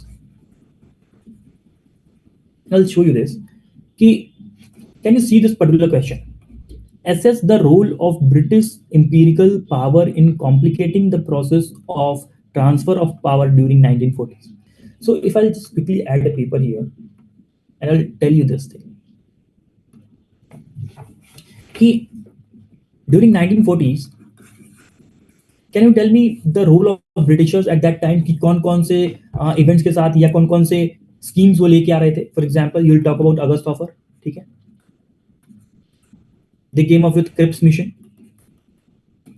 ठीक है, they came up with Wavell plan, ठीक है, they come up with cabinet mission, they came up with what, Attlee statement, they came up with Mountbatten plan. So all these are the events, मतलब कि 1940s में ये सारे events हो चुके हैं already, right? So now if you see कि already यहाँ पे एक question आपको आ चुका है कि assess the role of British empirical power in complicating the process of transfer of power. All these जो भी ये जो points मैंने बोले ये transfer of power से related थे, जो भी ये जो सारे events हुए transfer of power से related थे, right? और now अगर आप question को ढंग से देखते हो तो ये बोला role of Britishers, अगर वो रोल ऑफ इंडियंस बोल देता तो क्या होता क्वेश्चन? अगर वो रोल ऑफ इंडियंस बोल देता तो क्या होता, आपका क्या आंसर हो जाता? या फिर आप कैसे सोचते क्वेश्चंस को? आप ऐसे सोचते इंडिविजुअल सत्याग्रह हुआ था इन 1941, राइट? क्विट इंडिया मूवमेंट हुआ था by Indians, quit India movement, क्यों आया मैं लिख दे रहा हूँ। उसके बाद क्या हुआ था? क्विट इंडिया मूवमेंट हुआ था। उसके बाद आर्म स्ट्रगल हुआ था by Indian national army, these were by the Indians only, ठीक है। उसके बाद आईएनए ट्रायल की ड्यूरिंग अपराइजिंग्स जो हुई थी, दैट पर्टिकुलर थिंग, राइट? उसके बाद क्या हुआ था? So a lot of incidents happened, right? तो अगर आप इस माइक्रो थीम को देख रहे हो तो माइक्रो थीम की प्रिपरेशन सिर्फ बॉल बाय बॉल कमेंट्री या क्वेश्चन पीवाईक्यू सॉल्विंग से नहीं होती है, बल्कि पीवाईक्यू के अंदर घुस के हर एक चीज को समझना होता है, जो कि हम स्मैश मेंस में करते हैं, राइट, विद आवर स्टूडेंट्स। तो अगर आप इस क्वेश्चन को जब मैं तोड़ के इतना आपके साथ डिस्कशन में समझाता आपको, तो this was a very easy question for you. आपके लिए ये क्वेश्चन बड़ा इजी हो जाता है, क्योंकि ये जो क्वेश्चन बना है यूपीएससी का, इस पर्टिकुलर क्वेश्चन का सब पार्टी है। This is how you could have guessed this particular thing. दूसरी बात, let me tell you the second thing, कि they have already asked about the non cooperation movement, civil disobedient movement, so what next is QIM, quit India movement, right? So this is how you would have predicted. Now, अभी जो मैंने ये आपके सामने बनाया, अब आपको इसके माइक्रो थीम्स की प्रिपरेशन का मतलब क्या? अभी आपको क्या करना है कि सबके लिए इंट्रोडक्शन और कंक्लूजन्स पहले से रेडी रखने थे। Getting a point? Micro themes के बेसिस पे आपको इंट्रोडक्शंस और कंक्लूजन्स रेडी रखते थे। For example quit India movement का जो क्वेश्चन आया हुआ है, लेट्स से इसके लिए इंट्रोडक्शन क्या हो सकता है, और मैं पहले से ही इंट्रोडक्शन कंक्लूजन कैसे रेडी करके रख सकता हूँ। What are the relevant information that I have? Quit India movement का टाइम पीरियड मेरे पास होगा, ठीक है, क्या है? 8 अगस्त 1942। Who was the main leader? Mahatma Gandhi थे, ठीक है। What was the objective of the movement? Complete independence। क्या मैं इन तीनों इंफॉर्मेशन को यूज करके एक इंट्रोडक्शन क्राफ्ट कर सकता हूं? कर सकता, डेफिनेटली। मैं कंक्लूजन क्या करूंगा इसका? आई नो कि क्विट इंडिया मूवमेंट अपने इमीडिएट ऑब्जेक्टिव को अटेन नहीं कर पाया था, so I will go for a balanced conclusion, balanced way of conclusion पे मैं जाऊंगा। क्या? कि Quit India movement was unable, despite the Quit India movement was unable to achieve the immediate objective, but it awakened the masses and made the Britishers realize that India can't be ruled without the consent of their people. So मेरे पास इन themes के लिए अब पहले से readymade introduction conclusion है। बाकी जो body के पार्ट्स हैं, I will be managing that, जो मैं पढ़ के आया, राइट? फॉर एग्जाम्पल इन सब पे मेरे इंट्रोडक्शन कंक्लूजन मेरे पास रेडी होंगे, सबके होंगे। This is what the micro thematic preparation. Getting my point और not? So if you can see, this is how the relevance of micro theme is, कि आप माइक्रो थीम से पता करो कि various stage of freedom struggle, आपने उनके सारे पीवाईक्यूज निकाले, पीवाईक्यूज की इन डेप्थ एनालिसिस की, सारे चीजों पे इंट्रो कंक्लूजन रेडी किए। अब आप रेडी हो बॉडी के लिए भी पार्ट लिखने के लिए, दैट विल बी डिस्कस, ठीक है? तो you understood how the micro thematic preparation is, कि माइक्रो थीम्स में आप अंदर जाके सारे चीजों के लिए इंट्रोडक्शन कंक्लूजन रेडी रखो, राइट? अंडरस्टूड, ठीक है। तो let's come to the second micro theme, कि जो इस बार हमारे जीएस पेपर 1 में आई हुई है, कि there is a micro theme called social empowerment, right, which we have arrived. This is a society का क्वेश्चन। इस बार सोसाइटी के सोशल एम्पावरमेंट माइक्रो थीम से क्या पूछा हुआ है 2024 में, कि despite comprehensive policies for equity and social justice, under privilege sections are not yet getting the benefit of the affirmative actions inside by the constitution. Comment. So इस micro theme पे already इतने सारे क्वेश्चन पूछे जा चुके हैं। Now if you can सी, क्या affirmative actions या कॉन्स्टिट्यूशंस के द्वारा जो भी सोशल एम्पावरमेंट की बात हो रही है वो 2016 में नहीं हो चुकी है यूपीएससी के द्वारा? Can you see the repetition here? Can you see the repetition here? So now let me just erase it.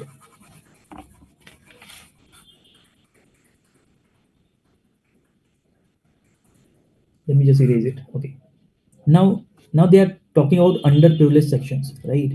यहाँ पे वो ST की बात कर चुके हैं, ठीक है? यहाँ पे दलित की वो बात कर रहे हैं, means what? Scheduled caste, right? So underprivileged section में they have talked about the STs and SCs already in their previous years questions. Also constitution के major provisions के बारे में भी they have asked about. Now exact question तो पूछने वाले नहीं है, definitely you must understand this. Exact question वो कभी नहीं पूछने वाले. What they will do is इसी questions का use करते हुए they'll frame something, ठीक है? और now underprivileged sections और कौन कौन से होते हैं?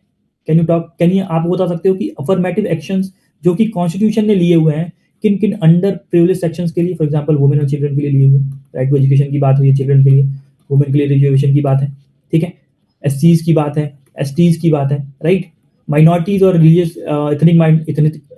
रिलीजियस और इथनिक जो भी माइनॉरिटीज हैं उनकी बात हो रही है. So all these provisions are there, ठीक है. तो ये बताओ कि क्या ये क्वेश्चन गेस करना इतना डिफिकल्ट था अगर आपने माइक्रो थीमेटिक प्रिपरेशन की होती तो? कि they have asked about the constitution का affirmative action that has been taken, they are asking about the underprivileged section, तो can you prepare the introduction and conclusion for this particular social empowerment के लिए? क्या तुम ऐसा introduction conclusion prepare कर सकते हो जो कि most of the questions में चला जाए? For example, if you see the question, अच्छा ये तो social empowerment का है, तो have prepared an introduction and conclusion beforehand only for all these parameters, ठीक है. दो इंट्रोडक्शन कंक्लूजन में थोड़े बहुत चेंजेस आ सकते हैं definitely. So how would I right the introduction for this? तो अगर आप देखो तो इस क्वेश्चन की थीम क्या है?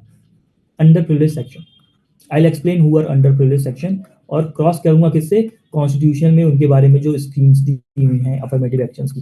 Now that would be my introduction, ठीक है. What would be my conclusion? क्योंकि सोशल एम्पावरमेंट का है तो आई will be talking about inclusive society, ठीक है. I will be talking about, क्योंकि डिस्क्रिमिनेशन की भी बात हुई है तो I will be talking about SDG 10, reduce inequality and all these things का यूज करके I would craft a conclusion for this. तो मेरे पास इंट्रोडक्शन का कंक्लूजन रेडी है. Now just the body part, right, just the body part. And body part में भी what I know the what are the constitutional provisions for affirmative action. For example article 14 हो गया, article 15, 16 हो गया, ठीक है, article 46 of DPSP हो गया, राइट, प्रियम्बल हो गया जहाँ पे सोशल जहाँ पे इक्विटी एंड सोशल जस्टिस की बात हुई है. So micro thematic preparations give you a pattern, ठीक है. पैटर्न आपको ऑलरेडी मिल जाता है जहाँ पे आप अपना 80% टाइम दे के प्रिपरेशन का 80% ऑफ द प्रिपरेशन का टाइम दे के 70% का हिट ला सकते हैं, राइट. और इतने कम समय में 100% अगर सिलेबस है तो अगर आप देखोगे तो 40% ही माइक्रो थीम्स कवर करती है पूरे 100% सिलेबस का. और यहाँ पे आप इस 40% पे 80% ऑफ टाइम देके 70% का हिट रेशियो ला सकते हो. This is what the beauty of micro theme, right. So this is the question of kingdom and their highlights, right. और kingdom and their highlights UPSC की फेवरेट माइक्रो थीम हो गई है. कोई भी वो किंगडम पकड़ते हैं और उनके हाइलाइट्स के बारे में पूछते हैं कि उनका आर्ट या लिटरेचर में या आर्ट या आर्किटेक्चर में क्या रोल रहा. वो हर बार ऐसे करके क्वेश्चन पूछ सकते हैं और they can change the kingdoms, right. Every time they can change the kingdom. Now if you will सी, अगर तुम ये देखो कि जो दूसरा क्वेश्चन आया हुआ है इस बार का कि चोला पे, कि ग्रेट चोलास जो थे still remembered with great pride because their great highest achievement in the domain of art and architecture. तो क्या चोला पे पहले क्वेश्चन नहीं आया? अगर आप 2022 का देखो तो they have asked about the main contribution of Guptas and Cholas to the Indian culture, Indian heritage and culture, right. यहाँ से आपको आर्ट वाला एस्पेक्ट मिल जाएगा. Getting my point? आर्ट वाला एस्पेक्ट आपको मिल जाएगा. अगेन चोला पे 2013 में they have asked about the temple architecture पे, तो आर्किटेक्चर वाला एस्पेक्ट आपको यहाँ से मिल जाएगा, ठीक है. अगर आपने PYQs प्रिपेयर किए होंगे तो आपने चोला को लेके इंट्रोडक्शन और कंक्लूजन पहले से प्रिपेयर किए ही होंगे, ठीक है. इंट्रोडक्शन और कंक्लूजन पहले से प्रिपेयर ही किए होंगे और नाउ PYQs के थ्रू ही आपको पूरा इसका आंसर भी मिल जाएगा, ठीक है. So how to write introduction and conclusion for these particular things, let me tell you. कोई भी डायनेस्टी, अगर आपको पहली बात तो आपको हर थीम के बेसिस पे इंट्रोडक्शन कंक्लूजन लिखना सीखना होगा, माइक्रो थीम के बेसिस पे इंट्रोडक्शन कंक्लूजन लिखना सीखना होगा, क्योंकि इंट्रोडक्शन कंक्लूजन कई बार एग्जामिनर इंट्रोडक्शन कंक्लूजन पढ़ के ही मार्क दे देता है, ठीक है। So if I have to write the introduction for the Cholas, what would I do is कि मेरे पास इंफॉर्मेशन क्या है, टाइम पीरियड सबसे पहले, क्या मेरे पास टाइम पीरियड है क्या चोला का, ठीक है। दूसरी बात, कोई भी डायनेस्टी में, कोई भी किंगडम में कुछ ऐसे किंग्स होते हैं, फॉर एग्जाम्पल यहाँ पे राजा राजा वन या राजेंद्र वन हो गया, जिनके अंडर जो जो किंगडम है बहुत रैपिडली एक्सपैंड करता है, राइट, बहुत ही प्रोमिनेंट लीडर्स कुछ होते हैं, राइट। तीसरा क्या, इनका कोई आर्किटेक्चर का बता दो, फॉर एग्जांपल थवंजू का जो टेंपल है, बृहदेश्वर टेंपल, उसको यूनेस्को वर्ल्ड हेरिटेज साइट बोला गया हुआ है, ठीक है। तो now can I use this three information to form introduction for this? Yes, I can do that. उसके बाद कंक्लूजन कैसे करेंगे? तो यू नो कि आर्किटेक्चर या आर्ट आज के डेट में प्रेजेंट डे कॉन्टेक्स्ट का अगर आप देखोगे, प्रेजेंट डे कॉन्टेक्स्ट, तो ऐसे बहुत सारे आर्ट और आर्किटेक्चर हैं चोलास के जो कि प्रेजेंट डे बहुत ही डिलापिडेटेड कंडीशन में हैं, राइट। तो वन एग्जांपल इज मुद्दापुरी टेंपल, ठीक है, which is near I think Tirupati, जो कि न्यूज में भी था। तो यू कैन टॉक अबाउट कि दो the cholas have given the cultural heritage, but there are certain sites which are under the dilapidated conditions. Example दे दोगे सब्सटेंशिएशन के लिए मुड्डापुरी टेंपल का, और बता दोगे government should do something according, government should do something in order to preserve those sites, ठीक है। तो ऐसे एक सजेस्टिव टोन देके इतनी इन्फॉर्मेशन का यूज करके आप इसको कंक्लूजन रेडी कर सकते हैं। सो माइक्रो थीम्स का यूज कैसे करना है? You have to be ready with the conclusions and the introduction for each of this dynasties, right. जब आपको पता चल गया कि किंगडम और देयर हाइलाइट्स, और किंगडम और देयर हाइलाइट्स पे इन्होंने एक नहीं दो क्वेश्चन पूछा हुआ है, इफ यू कैन सी, एक नहीं दो क्वेश्चन पूछा हुआ है। पल्लवास ऑफ कांची का, उसका भी आर्ट और लिटरेचर वाला एस्पेक्ट पूछा हुआ है, ठीक है। So this is how you have to prepare the micro things now for you.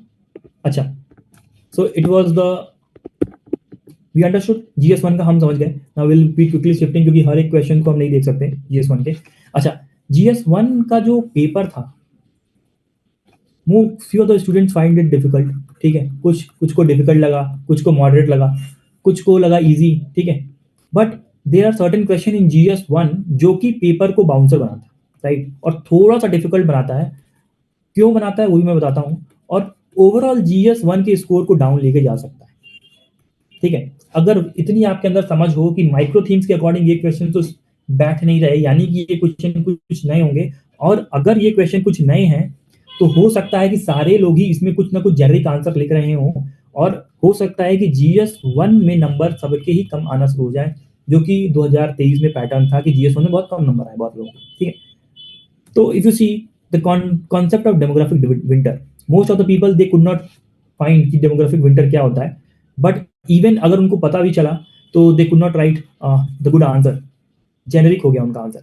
Mostly this question is population ageing पे ही हमने बहुत सारे क्वेश्चन अपने टेस्ट सीरीज में बनाए हुए हैं। तो यू विल फाइंड कि अगर पॉपुलेशन एजिंग का कंटेंट आप पढ़ जाते तो यहाँ पे बहुत अच्छे से कर लेते, राइट, ठीक है। ऑरोरा ऑस्ट्रेलिस और ऑरोरा बोरियलिस, ये क्वेश्चन 15 मार्कर में देना, most of the people have the idea about this कि क्या होता है ये, बट उसको 15 मार्क में लिखना, 3 पेज भरना was difficult, right. So answer क्या हो गया? जेनरिक हो गया, जेनरिक हो गया। अब जेनरिक हो गया तो सभी लोगों का जेनरिक गया, कोई इसमें बहुत अच्छा परफॉर्म तो कर नहीं पाया होगा, एक आध दो को छोड़ के, यानी कि ये ओवरऑल पेपर का स्कोर क्या कर देगा? कम कर देगा। Same goes with the twister, वो भी 15 मार्कर में, ठीक है। इस बार आप देखोगे कि वर्ल्ड हिस्ट्री में दे आस्क्ड 2 क्वेश्चंस, 2 क्वेश्चन उन्होंने ऐसा पूछा, तो questions were easy, but I tell you कि जो मैंने बच्चों के साथ काम किया ना प्रीलिम्स और मेंस के बीच में, world history is the most ignored part, most ignored part, most ignored part. World history most ignored part होता है, और दो the questions was easy, but 15 marker में पूछना और 3 पेज की डिमांड रखना, that made the answer of generic of most of the veteran aspirants also. उन्होंने बोला कि सर 3 पेज भरना मुश्किल हो गया, अगर 10 नंबर में आता 2 पेज लिखना होता तो मैं शायद कर देता, बट 3 पेज में मेरा आंसर जेनरिक गया। आई कैन नॉट से कि मेरी क्वालिटी आंसर की बहुत अच्छी है। So these were the questions जो कि GS1 के पेपर को डिफिकल्ट करते हैं और ओवरऑल मार्किंग में आपको थोड़ा सा नीचे लेकर आ सकते हैं, ठीक है।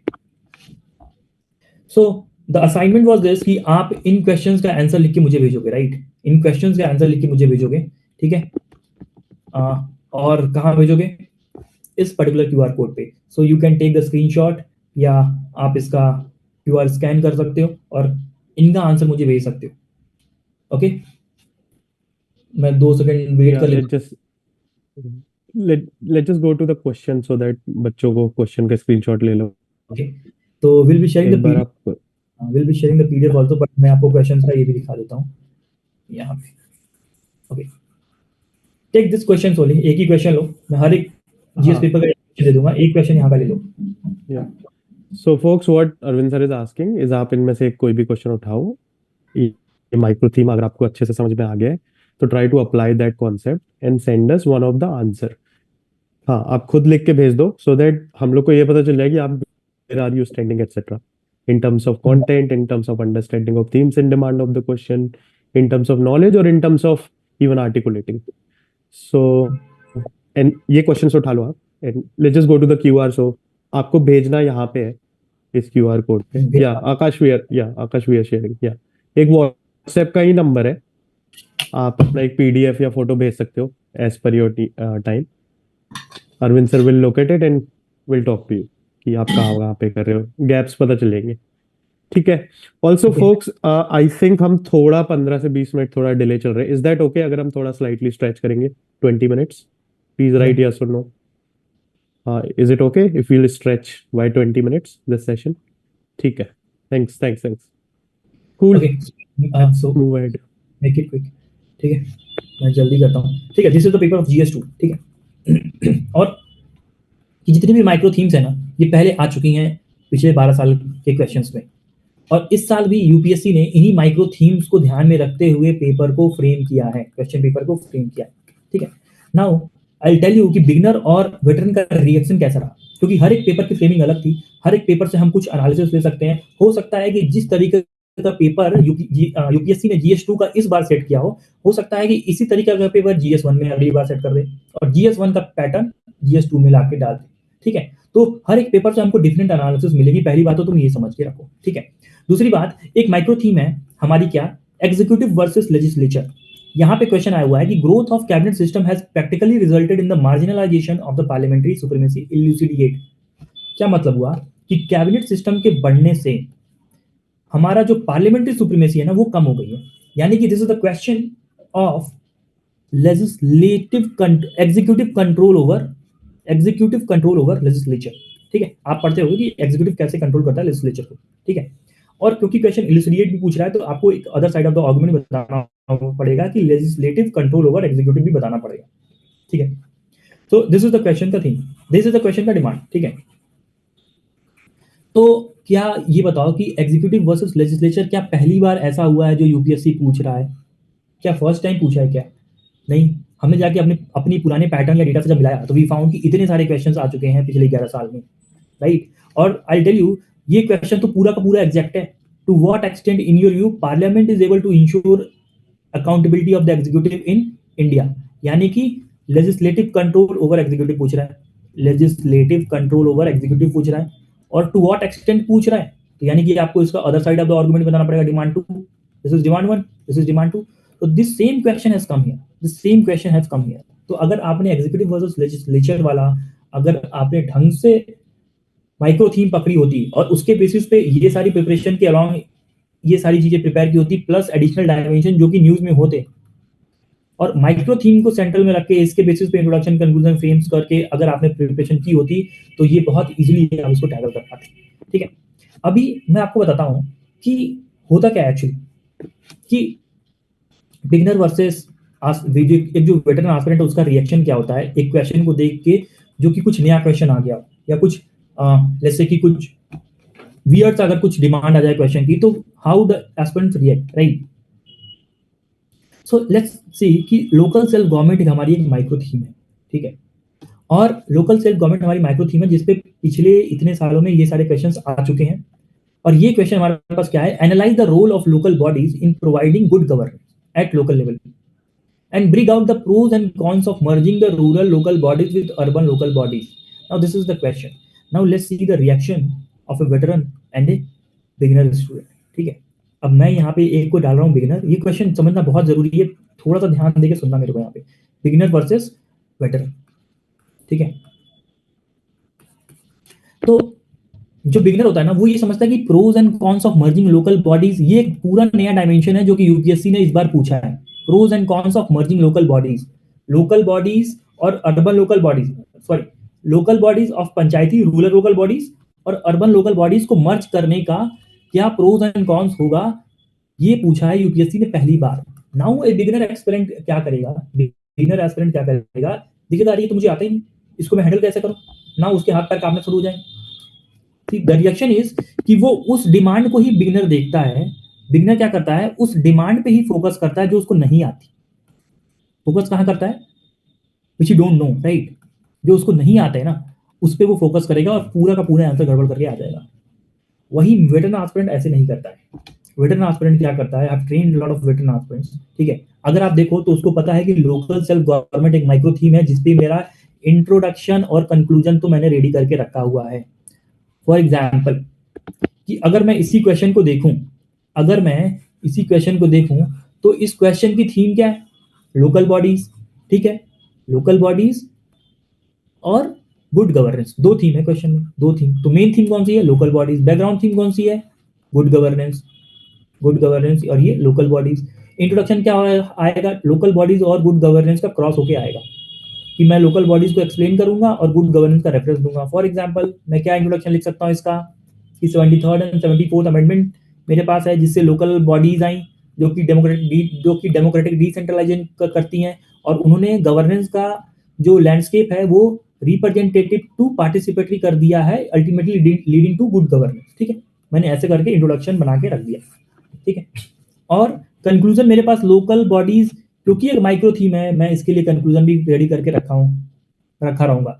कोफी एनन का एक कोट है, दिस इज वेरी गुड, कि the strength of the so there this quote कि किसी भी एक लोकल बॉडीज का अगर आपको स्ट्रेंथ, गवर्नेंस को अगर आपको स्ट्रेंथन करना है तो आपको लोकल बॉडीज को स्ट्रेंथन करना पड़ेगा, right. So there is this quote कि if you want to effective governance occurs when where there is a strengthen local bodies, जो कि आपको सही डिमांड समझती है at local level of people. So this is the quote for Kofi Annan का quote है। I will give you the exact quote after this class, ठीक है। I actually not remembering the quote, exact quote. तो मेरे पास introduction और conclusion ready हो गया, ठीक है। Now what they are asking, analyse the role of local bodies in providing good governance. यानी कि मुझे क्या लिखना है, पहली बात तो पॉजिटिव्स लिखना है एनालाइज में कि how they have made the good governance, दूसरा इश्यूज बताने हैं। नाउ ये सारी चीजें स्टैटिक है। और अगर आप यहाँ देखो pros and cons of local bodies, अब जो पूछ रहा है मर्जिंग लोकल बॉडीज, वो बस एक पार्ट ऑफ द डिमांड है। If I just remove this, if I just erase this, let me just erase this,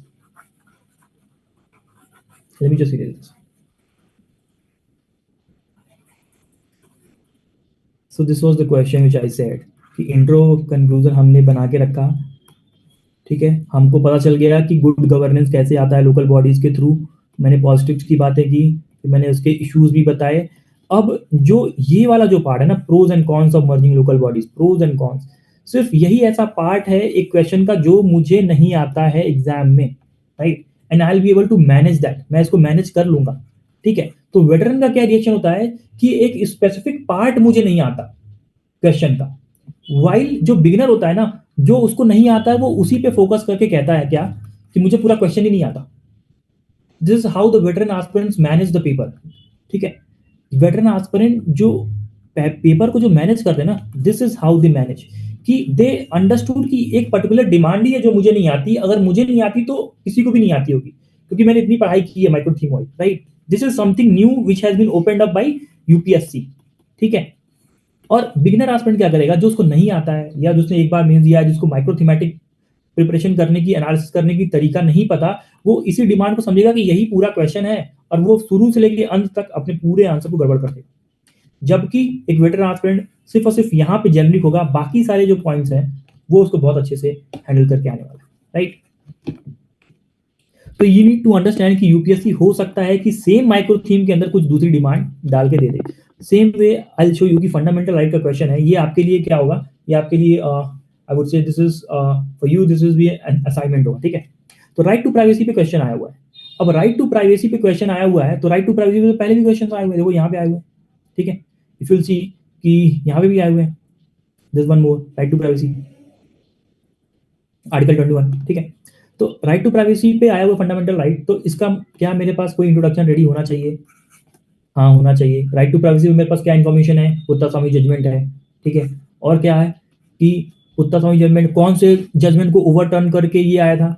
MP Sharma case versus Khadak Singh case, जहां पे सुप्रीम कोर्ट ने रिजेक्ट कर दिया था राइट टू प्राइवेसी को, बट पुत्ता स्वामी में क्या किया इन्होंने? राइट टू प्राइवेसी को फंडामेंटल राइट बना दिया। Now this is a good introduction, ठीक है। अंडर आर्टिकल 21 के अंदर आता है, this is also you can incorporate. So this clubbing this information can you can craft a good introduction, ठीक है। अभी conclusion also you can find out. क्या क्वेश्चन पूछ रहा है कि DNA testing of a child in the womb to establish the paternity. अभी आप ये देखो कि जितने भी पैटर्नल डिस्प्यूट्स होते हैं ना, कि फादर कौन है। सर थोड़ा जल्दी कर रहा हूँ, रुक जाओ, जल्दी कर रहा हूँ, जल्दी में तुम मिस कर जाओगे इंपॉर्टेंट कॉन्सेप्ट्स। जितने भी पैटर्नल डिस्प्यूट्स होते हैं, ठीक है, पैटर्नल डिस्प्यूट्स मतलब कि फादर कौन है, बायोलॉजिकल फादर कौन है, या कस्टडी ऑफ चाइल्ड किसके पास जाएगी, तो जितने भी डिस्प्यूट्स होते हैं ना, इनके लिए डीएनए टेस्टिंग जरूरी हो जाती है। पहली बात तो ये बात जानो। बट लेकिन डीएनए टेस्टिंग करने के लिए आपको राइट टू प्राइवेसी वो इन्फ्रिंजमेंट होगा, या जो बॉडीली ऑटोनॉमी ऑफ वुमेन है ना, वो भी हो सकता है कि आप उसको भी इन्फ्रिंज कर रहे हो। तो there has to be a balance, right, there has to be a balance. तो मैं इस पर्टिकुलर क्वेश्चन में ना बैलेंस्ड वे ऑफ कंक्लूजन में जाऊंगा, और इसको बैलेंस करने के लिए सुप्रीम कोर्ट का एक जजमेंट भी है, जिससे मैं सब्सटेंशिएट कर दूंगा अपने आर्गुमेंट को सब्सटेंशिएट कर दूंगा। और वो जजमेंट का क्या नाम है? बभन सिंह जीना केस, राइट, उन्होंने ये बोला हुआ है, ठीक है। तो इंट्रोडक्शन कंक्लूजन मेरे पास रेडी है। पहला पार्ट जो डिमांड है, पहला पार्ट जो है इस क्वेश्चन का, जो पहला पार्ट का जो डिमांड है कि राइट टू प्राइवेसी जी intrinsic to life and liberty, for example this वाला जो पार्ट है राइट टू प्राइवेसी, ओके, ये वाला राइट टू प्राइवेसी, ये क्या चालू हो गया? एक second, just give me a minute. I think मैंने मार्कर यूज कर लिया पेन के बजाय। ये वाला पार्ट है, ये आपने ऑलरेडी पीवाईक्यू से कवर हो रहा है। ओनली ये जो डीएनए टेस्टिंग वाला पार्ट है ना, ये एक नया डायमेंशन है जिसने बच्चों को परेशान किया एग्जाम के अंदर। Now you need to understand कि अगर आप एज ए बिगिनर एस्पिरेंट पूरा का पूरा फोकस डीएनए टेस्टिंग वाले पे ही डाल दो कि ये डिमांड नहीं है, क्वेश्चन बहुत टफ आ गया, तो आप वहीं निपट लोगे एग्जाम के अंदर, ठीक है। वहीं जो वेटरन एस्पिरेंट होगा वो ऐसे नहीं देखेगा, उसको बोलेगा राइट टू प्राइवेसी में मेरे पास इंट्रोडक्शन है, कंक्लूजन मैंने बैलेंस डॉक्यूमेंट से फ्रेम कर दिया, पहला पार्ट ऑफ द डिमांड मेरे पास है क्योंकि मैंने पढ़ा है, बस मैं जेनरिक कहाँ जाऊंगा? यहाँ जाऊंगा जेनरिक, लिख के तो आऊंगा मैं, ऐसा छोड़ के तो आऊंगा नहीं, क्योंकि वेटरन एस्पिरेंट कभी पेपर छोड़ के नहीं आता, ये बात आप जानते हो। जो पेपर छोड़ दिया समझ लो बाहर है, ठीक है। तो सिर्फ मैं इस वाले पर्टिकुलर पोर्शन में जेनरिक हो रहा हूं, तो अपने वो पूरे क्वेश्चंस को ना आते हुए में भी वो देखता है कि कौन सा पोर्शन नहीं आ रहा, वो क्वेश्चन को एज ए होल नहीं देखता, क्वेश्चन को ब्रेक करके देखता है, राइट। और किसी पर्टिकुलर पोर्शन में वो जेनरिक होता है rather than going on in all the part generic, और ऐसा देखना कि ये जो डिमांड है वही पूरी डिमांड है इस क्वेश्चन की, ऐसा नहीं है, राइट। तो you have to understand this thing. तो माइक्रोथीमेटिक प्रिपरेशन करोगे तो you will be able to understand. तो ये क्वेश्चन आपको मुझे लिख के भेजना है, आई थिंक जस्ट स्क्रीनशॉट ले लो, और मैं क्यूआर कोड भी दे दूंगा इसका, ठीक है। क्यूआर कोड ये रहा, ठीक है, सेम क्यूआर कोड है पहले वाला, तो आप इसको करके भेज देना। क्वेश्चन अगेन स्क्रीनशॉट ले लो, और जस्ट कम टू द जीएस3 पार्ट, ठीक है। जीएस3 पे आते हैं, फिर जीएस4 पे जाएंगे, and then will end the class in 15 minutes max 15 minute, ठीक है। तो इफ यू विल सी कि ये जो क्वेश्चंस आए हुए हैं अगेन माइक्रो थीम्स के बेसिस पे ही, if you will see these micro themes इनके बेसिस पे ही है, और ये माइक्रो थीम्स हमने जो बनाई है एक पैटर्न के बेसिस पे बनाई है, रैंडमली एलोकेशन नहीं किया बॉल बाय बॉल कमेंट्री करके, राइट। ना इफ यू सी कि क्यों कुछ माइक्रो थीम्स पे देखो क्वेश्चंस रिपीटेड ही आ जाते हैं। लैंड रिफॉर्म, अब ये लैंड रिफॉर्म पे जो क्वेश्चन है, देखो लैंड रिफॉर्म में पिछले इतने साल से ये क्वेश्चंस आ रहे हैं ऑलरेडी, पहली बार। और ये जो क्वेश्चन आया ना, what are the factors responsible for the successful implementation of land reform in some parts of the country, वो क्वेश्चन एक्चुअली 2022 में आ चुका है, 2022 में या 2016 में आ चुका है, सॉरी 2016 में आ चुका है। Discuss the role of land reform in agriculture development, identify the factors that were responsible for the success of land reform in India, ठीक है। अच्छा 2021 में भी सेम क्वेश्चन आ चुका है कि land reform improve socio-economic condition of marginal and small farmers in some part of the country, some part only. Getting my point? एक चीज आप फिर से देखो, मैं फिर से आपको बताऊं कि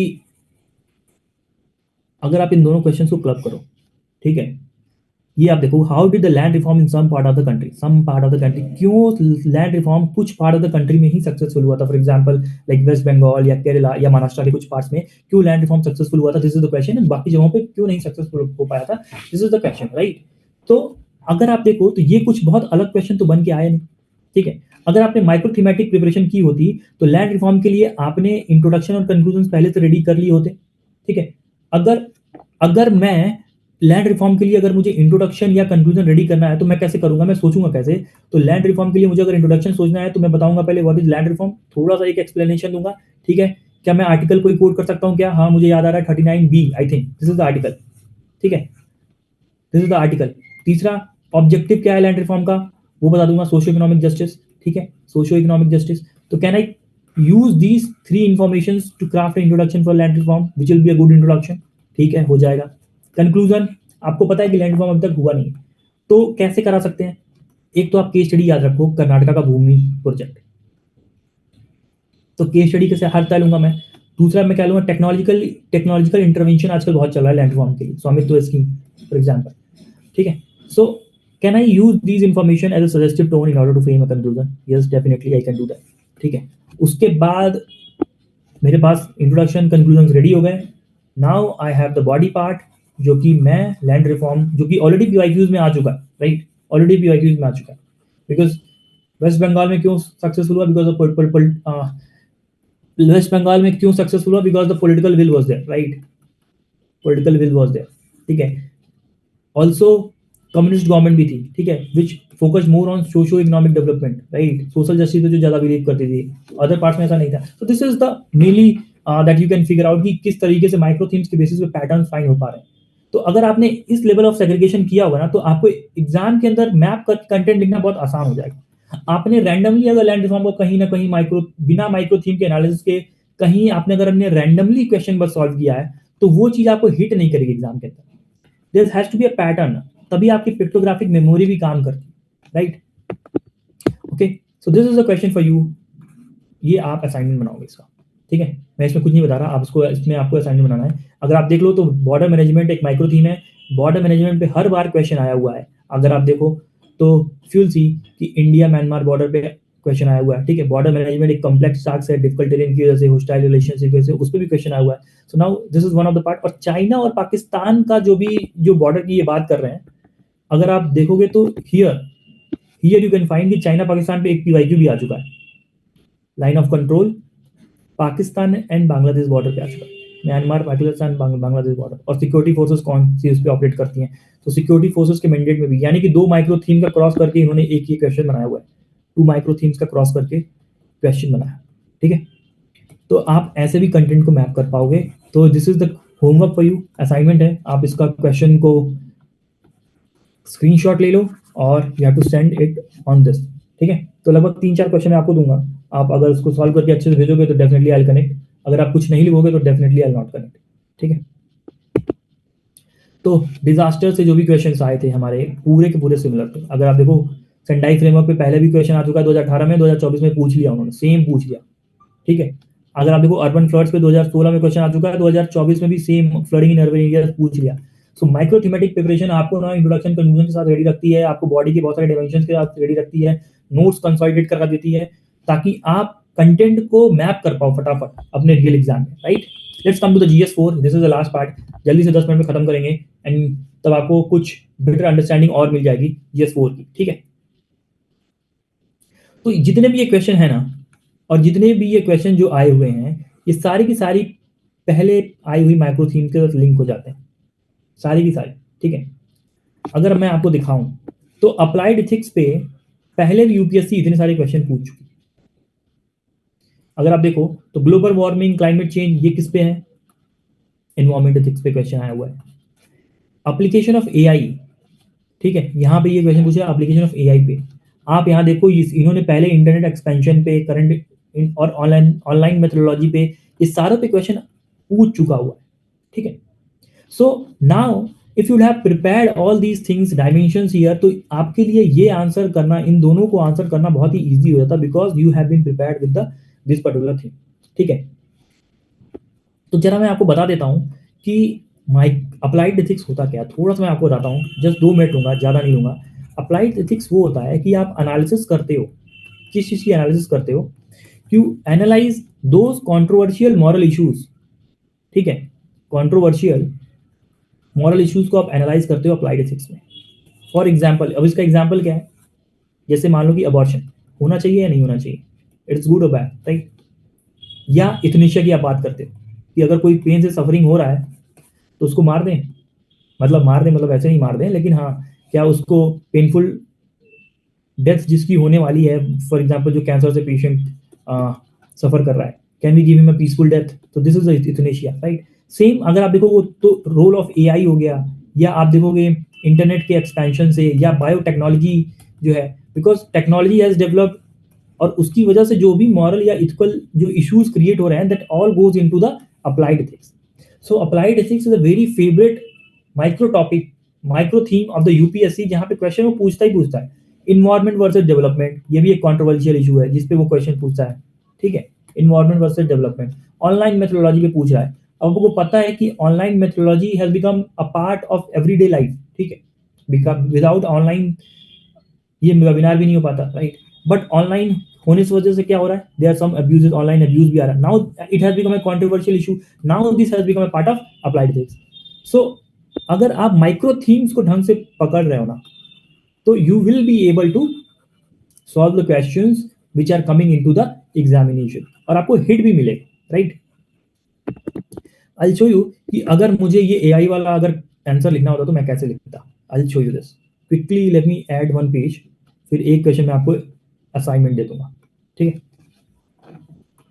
तो इंट्रोडक्शन के लिए मैं एक ऐसा एआई के लिए मैं कुछ ऐसा इंट्रोडक्शन लाता जहां पे मुझे एआई का पॉजिटिव और एआई का निगेटिव मिल जाता, ठीक है। For this you have quote of Sundar Pichai, सुंदर पिचाई का कोट है एक, ऑल्सो मैकेंजी का भी एक कोट है, सुंदर पिचाई का भी एक कोट है, ठीक है। सुंदर पिचाई ने बोला है कि now AI is very much important for government effectiveness and citizen centric governance, but it has to be used responsibly without nuances, ऐसा करके कुछ एक कोट है। I'll give you the quote also, right? So this will show कि AI का dual use हो रहा है, यानी कि AI कंट्रोवर्सी में आ रहा है। तो अप्लाइड एथिक्स का जो भी क्वेश्चन होगा, मैं कंट्रोवर्सी दोनों साइड की दिखा के इंट्रोडक्शन दूंगा, राइट, यानी मैं पॉइंट। और कंक्लूजन में मैं हमेशा बात करूंगा EIA की। EIA मतलब इन्वायरमेंट इम्पैक्ट असेसमेंट नहीं, ethical impact assessment, ethical impact assessment of AI project. ये कीवर्ड मैं जरूर डालूंगा अपने आंसर में, ताकि मेरे आंसर में सामने वाले देखे कि हाँ सर ढंग का कीवर्ड यूज किया हुआ, ठीक है। Ethical impact assessment of AI projects. तो now I have these two things, ठीक है। अब पहला पार्ट क्वेश्चन का क्या कर रहा है कि एआई का role in administrative decision making, administrative rational decision making, यानी कि क्या, ये पूरा का पूरा गवर्नेंस का पार्ट है। ये बात समझो, ये इसमें इथिक्स का कोई पार्ट नहीं है, इसमें गवर्नेंस का पार्ट है। क्वेश्चन के दूसरे डिमांड में एथिक्स का पार्ट है, जिसको मैं बताता हूँ। तो रेशनल डिसीजन मेकिंग में क्या कर सकता है, रेशनल डिसीजन मेकिंग का मतलब क्या, governance. Decision making is what, process of governance only. तो पॉलिसी फ्रेमवर्क में क्या हो सकता है, पॉलिसी इंप्लीमेंटेशन में क्या हो सकता है, और मॉनिटरिंग में क्या हो सकता है, तीनों लेवल पे मैं एआई की बात करूंगा। दिस इज माय फ्रेमवर्क, ठीक है। और उसके बाद क्या क्वेश्चन पूछ रहा है कि examine ethical point of view, ethical point of view से एग्जामिन करो। अब इथिकल पॉइंट ऑफ व्यू से एग्जामिन करने के लिए मेरे पास टेम्पलेट है, ठीक है, ये टेम्पलेट है, इसका मैं यूज करूंगा, और मैं फिर इसको देखूंगा कि इथिकल पॉइंट ऑफ व्यू पे कितना ये सटीक बैठ रहा है। फॉर एग्जांपल गांधी का 7 स्टेप, साइंस विदाउट ह्यूमैनिटी, क्या उस वाले पॉइंट पे यूज इथिकल स्टेक आ रहा है क्या, साइंस विदाउट ह्यूमैनिटी। तो एक तो मेरा point ethical point of view ये हो जाए। अगर आप देखोगे बुद्धा का 8 वोल्ट पाथ, राइट इंटेंशन, क्या हम एआई को राइट इंटेंशन से यूज कर रहे हैं क्या, तो नाउ अगर नहीं कर रहे तो that will be ethical issue, right. उसी तरह आप देखो टेम्परेंस, किसी भी चीज का आप मॉडरेट तरीके से यूज करो, ओवरली यूज मत करो, राइट। तो अगर आप टेम्परेंस नहीं रख रहे हो in the use of AI, तो it is goes against the cardinal virtues of Plato, ठीक है। और नोबल कमेटी की इतनी सारी जो 7 जो आपकी जो वैल्यूज हैं, जो प्रिंसिपल्स हैं, उसमें से अकाउंटेबिलिटी है क्या आपके एआई के यूज में, ओपननेस या फेयरनेस है क्या।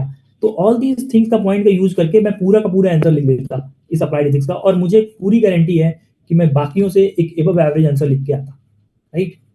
सो आपको माइक्रो थीम्स के बेसिस पे अपने फ्रेमवर्क्स को बहुत सॉलिड करना है, तब जाके आप मेंस के एग्जाम में पेपर 5 मिनट पहले भी खत्म करके आ सकते हो। There are lot of students जिन्होंने 5 मिनट पहले पेपर खत्म किया, राइट. दो द एथिक्स का पेपर बहुत लेंथी था, नॉट टॉकिंग अबाउट एथिक्स का paper but other GS paper, right. So you understood. Now this is again आपके लिए ये असाइनमेंट है. एक बात ये देखो कि डिटर्मिनेंट ऑफ एथिक्स एक माइक्रो थीम है. डिटर्मिनेंट्स ऑफ एथिक्स मतलब what is right and what is wrong जो डिसाइड करेगा वही डिटर्मिनेंट होगा. What is right and what is wrong. Determinant of ethics मतलब व्हाट इज हु डिसाइड्स, मतलब the factors which decides what is right and what is wrong, right. अब time is a factor which also decides कि क्या सही है क्या गलत है. अब ये वही पूछा है यहाँ पे. Concept of just and unjust is contextual. What just was a year back जो अब अनजस्ट हो चुका है. फॉर एग्जाम्पल अगर आप देखो तो ऐसे बहुत सारे एग्जाम्पल है, ठीक है. Homosexuality, right. Homosexuality Navtej Singh Johar case के पहले क्या थी, क्रिमिनल ऑफेंस थी. अब क्या है, नहीं है, ठीक है. उसी तरह सेम सेक्स मैरिज अभी क्या है, लीगलाइज नहीं है, सो जस्ट नहीं है. There is only a matter of time कि सेम सेक्स मैरिज को भी लीगल रिकॉग्निशन दे दिया जाएगा, क्योंकि इंडिया इज प्रोग्रेसिव सोसाइटी की तरफ बढ़ रहा है और lot of countries who are progressive enough उन्होंने दे दिया है सेम सेक्स मैरिज को लीगल स्टेटस. तो it is just a matter of time, right. तो ये मॉरल रिलेटिविज्म का क्वेश्चन है. तो अगर आप देखो तो यहाँ पे पूछा सम पीपल फील्स वैल्यूज की चेंजिंग टाइम एंड सिचुएशन के साथ. तो ऐसा नहीं है कि माइक्रो थीमेटिक अगर आप प्रिपरेशन करोगे ना और पीवाईक्यूज को एनालाइज माइक्रो थीम्स के वाइज करोगे तब जाके आप पेपर में अपने लिए आंसर्स को अच्छे से लिख के आ सकते हो, कंटेंट को अच्छे से लिख के आ सकते हो. अदरवाइज बहुत ही रैंडम जाएगा आपका आंसर पेपर के अंदर, ठीक है. तो जस्ट अ सिंपल एग्जांपल मैं आपको एक दे देता हूँ, बाकी फिर आपको होमवर्क रहेगा इस असाइनमेंट का. और आई थिंक माइक्रो थीम्स के बारे में आप समझ गए होंगे कि कैसे माइक्रो थीम्स आ रही हैं, उस पर रिपीटेड क्वेश्चंस बन रहे हैं. तो डिटर्मिनेंट ऑफ एथिक्स की मैं बात कर रहा था. तो देयर आर सोसाइटी जो कि मेरिटोक्रेसी को अगर वैल्यू करती है, मेरिटोक्रेसी को अगर वैल्यू करती है तो वो अपने अंदर रिजर्वेशन को अच्छा नहीं मानेगी, right. They will not take reservation as a good thing. But society जो हिस्टोरिकल अनजस्टिस को वैल्यू करती है कि there are historical injustice has been done to certain particular sections, वो अफर्मेटिव एक्शंस के हमेशा साथ खड़ी रहेगी, राइट. तो वो रिजर्वेशंस को अच्छा मानेगी, like in India. So it's all about the values that time और फैक्टर और स्पेस के अकॉर्डिंग चेंज होता रहता है. तो देखो यहाँ भी क्वेश्चन है, keep changing with time situation.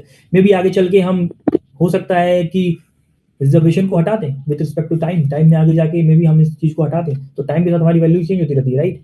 So this is what the question is, right. तो आपको ये क्वेश्चन करना ही था. Same this code of ethics और कोड ऑफ कंडक्ट पे भी क्वेश्चन आ चुके हैं. और एटीट्यूड फॉर सिविल सर्वेंट पे जो इस बार क्वेश्चन आया था, माइनस एडिक्शन टू फॉर्म, ये आपको 2022 के इस वाले क्वेश्चन से बिल्कुल मैप करता हुआ है, right. So you will give me the answer of this particular question, right. You will give me the answer of this particular question. ये आप देख लो, स्क्रीनशॉट ले लो और आपको यहाँ पे भेजना है, right. Take this.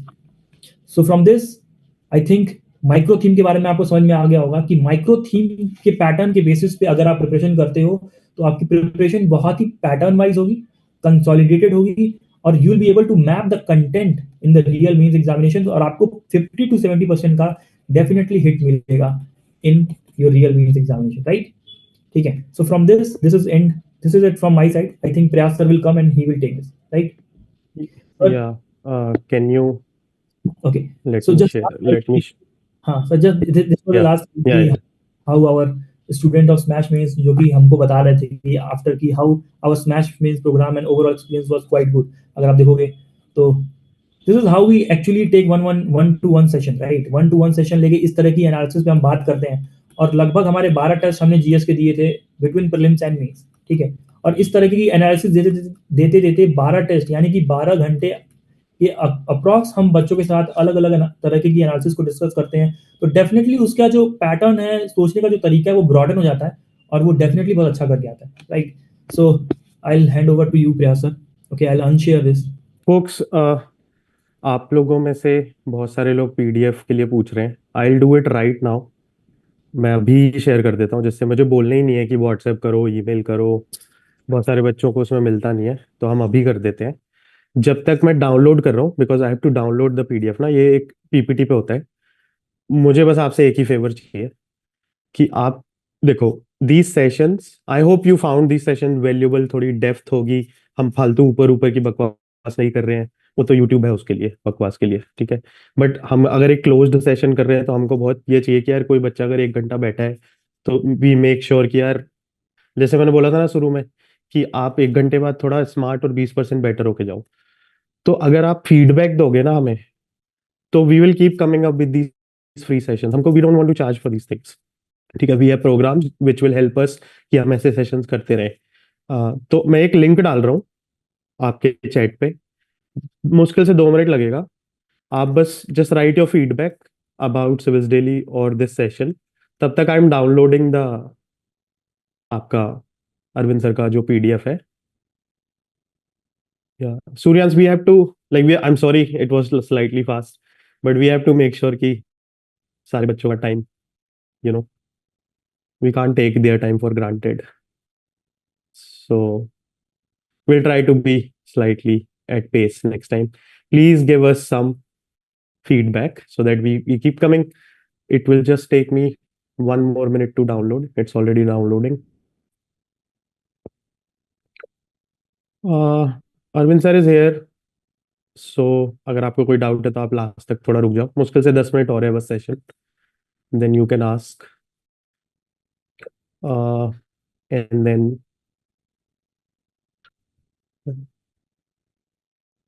folks, please give us the feedback. Let's do this. If I get 50, I'll share the doc right now. I'm posting the link again. It just help us कि अगले बार we can improve or something or not. We are extremely feedback based. नहीं तो कोई point ही नहीं है, हम ये बोलते रहेंगे। We need to make sure कि आपको वैल्यू क्रिएट हो रही है। Please give us, and it's almost downloaded. Link is open, आप देख सकते हो। फिर भी कोई प्रॉब्लम है भाई, like it's open. I just gave the PDF folks.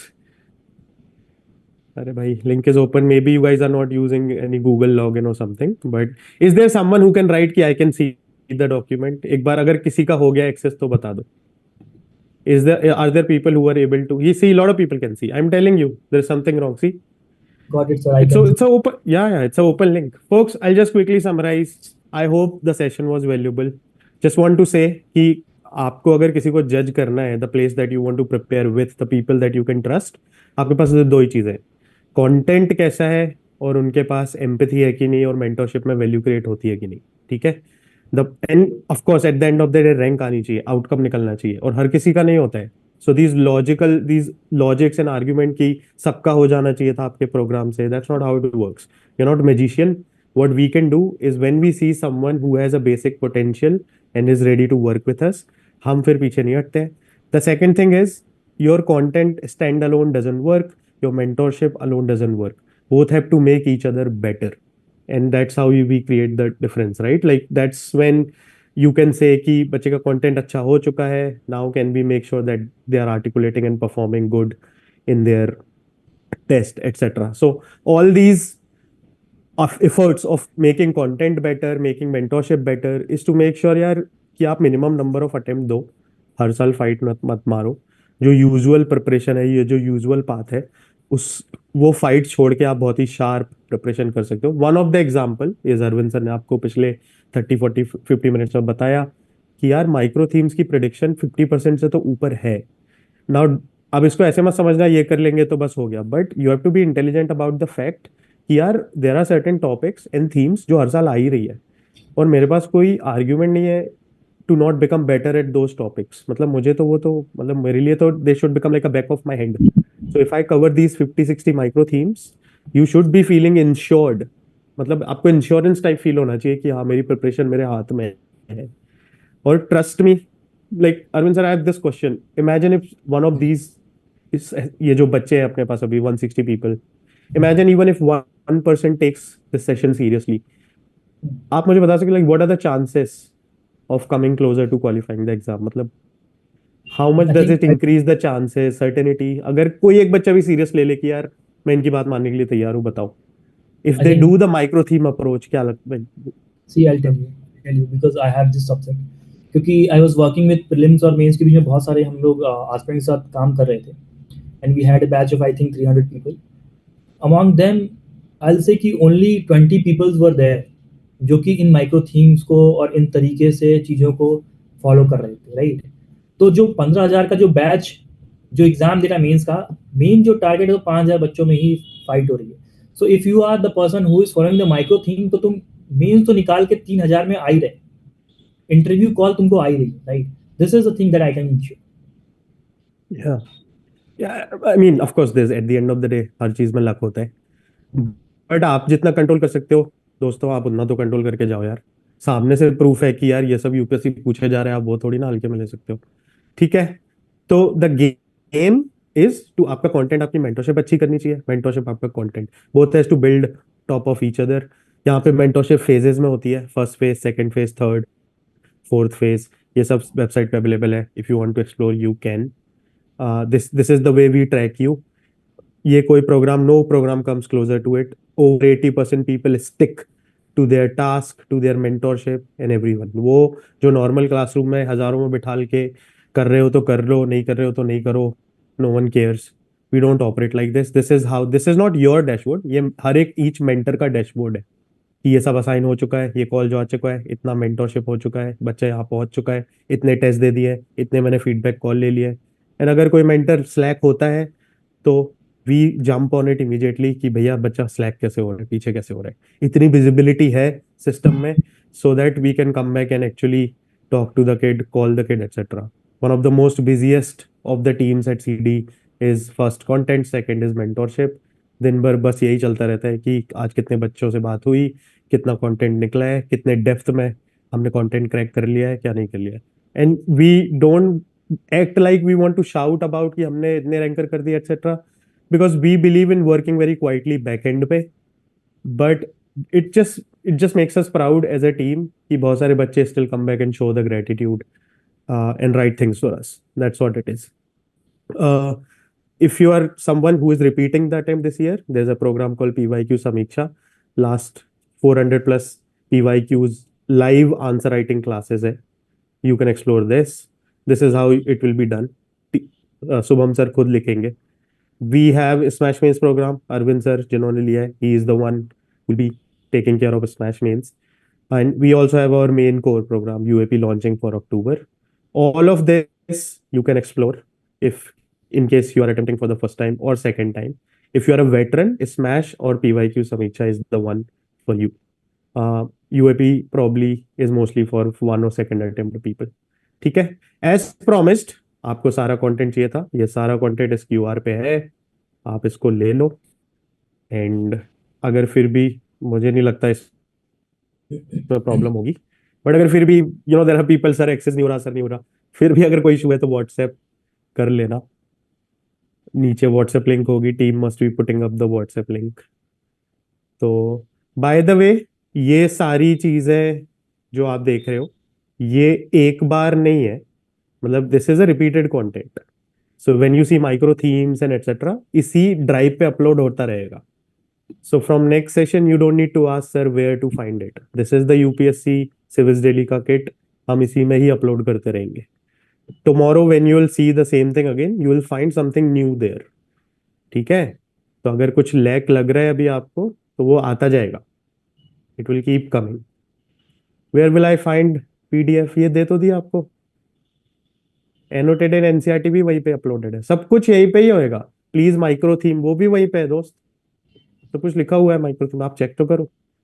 और बाकी चीजें भी इस पे अपलोड होते हो ही। This is where we upload everything, so this is freely available for you. आप इससे पढ़ाई करो, थोड़ा शार्प प्रिपरेशन रखो, बट इतना ध्यान रखना कि फीडबैक ले रहे हो, मॉक टेस्ट अटेम्प्ट करते रहना।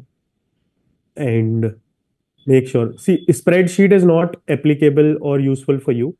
वो एक इंटरनल एक जरिया है कि हम ये पीडीएफ बना पाए, वो एक वर्क करने का तरीका है, like can be analyse etcetera, वो मेंटर्स के लिए है। So that's not useful for you. ये सब रिफाइंड एंड डॉक्यूमेंट्स है, ये सब बच्चे के लिए इज मोर यूजफुल, ना कि पीडीएफ वगैरह। So scan and you can find all of these things there. And अगर आपको लग रहा है कि ये चीज नहीं है वहां, वो चीज नहीं है, please give me some time. ये सब अपलोड वहीं पे ही होगा, this is the only place where we upload everything. So keep it to yourself, we are trusting this thing with you. हम सिर्फ वेबिनार अटेंडीज को ही देते हैं कंटेंट। आप ये डालोगे, आपके बाजू वाले .com कॉपी करके ये बोल देंगे कि हमने बनाया है। So it takes us lot of time, हमारी बहुत एनर्जी लगती है, बहुत ट्रस्ट के साथ we share these things to make sure आप यूज कर रहे हो अच्छे से, but don't let it get imitated और कॉपी पेस्ट कॉपीराइट नहीं होना चाहिए, ठीक है? Cool. I hope the session was helpful.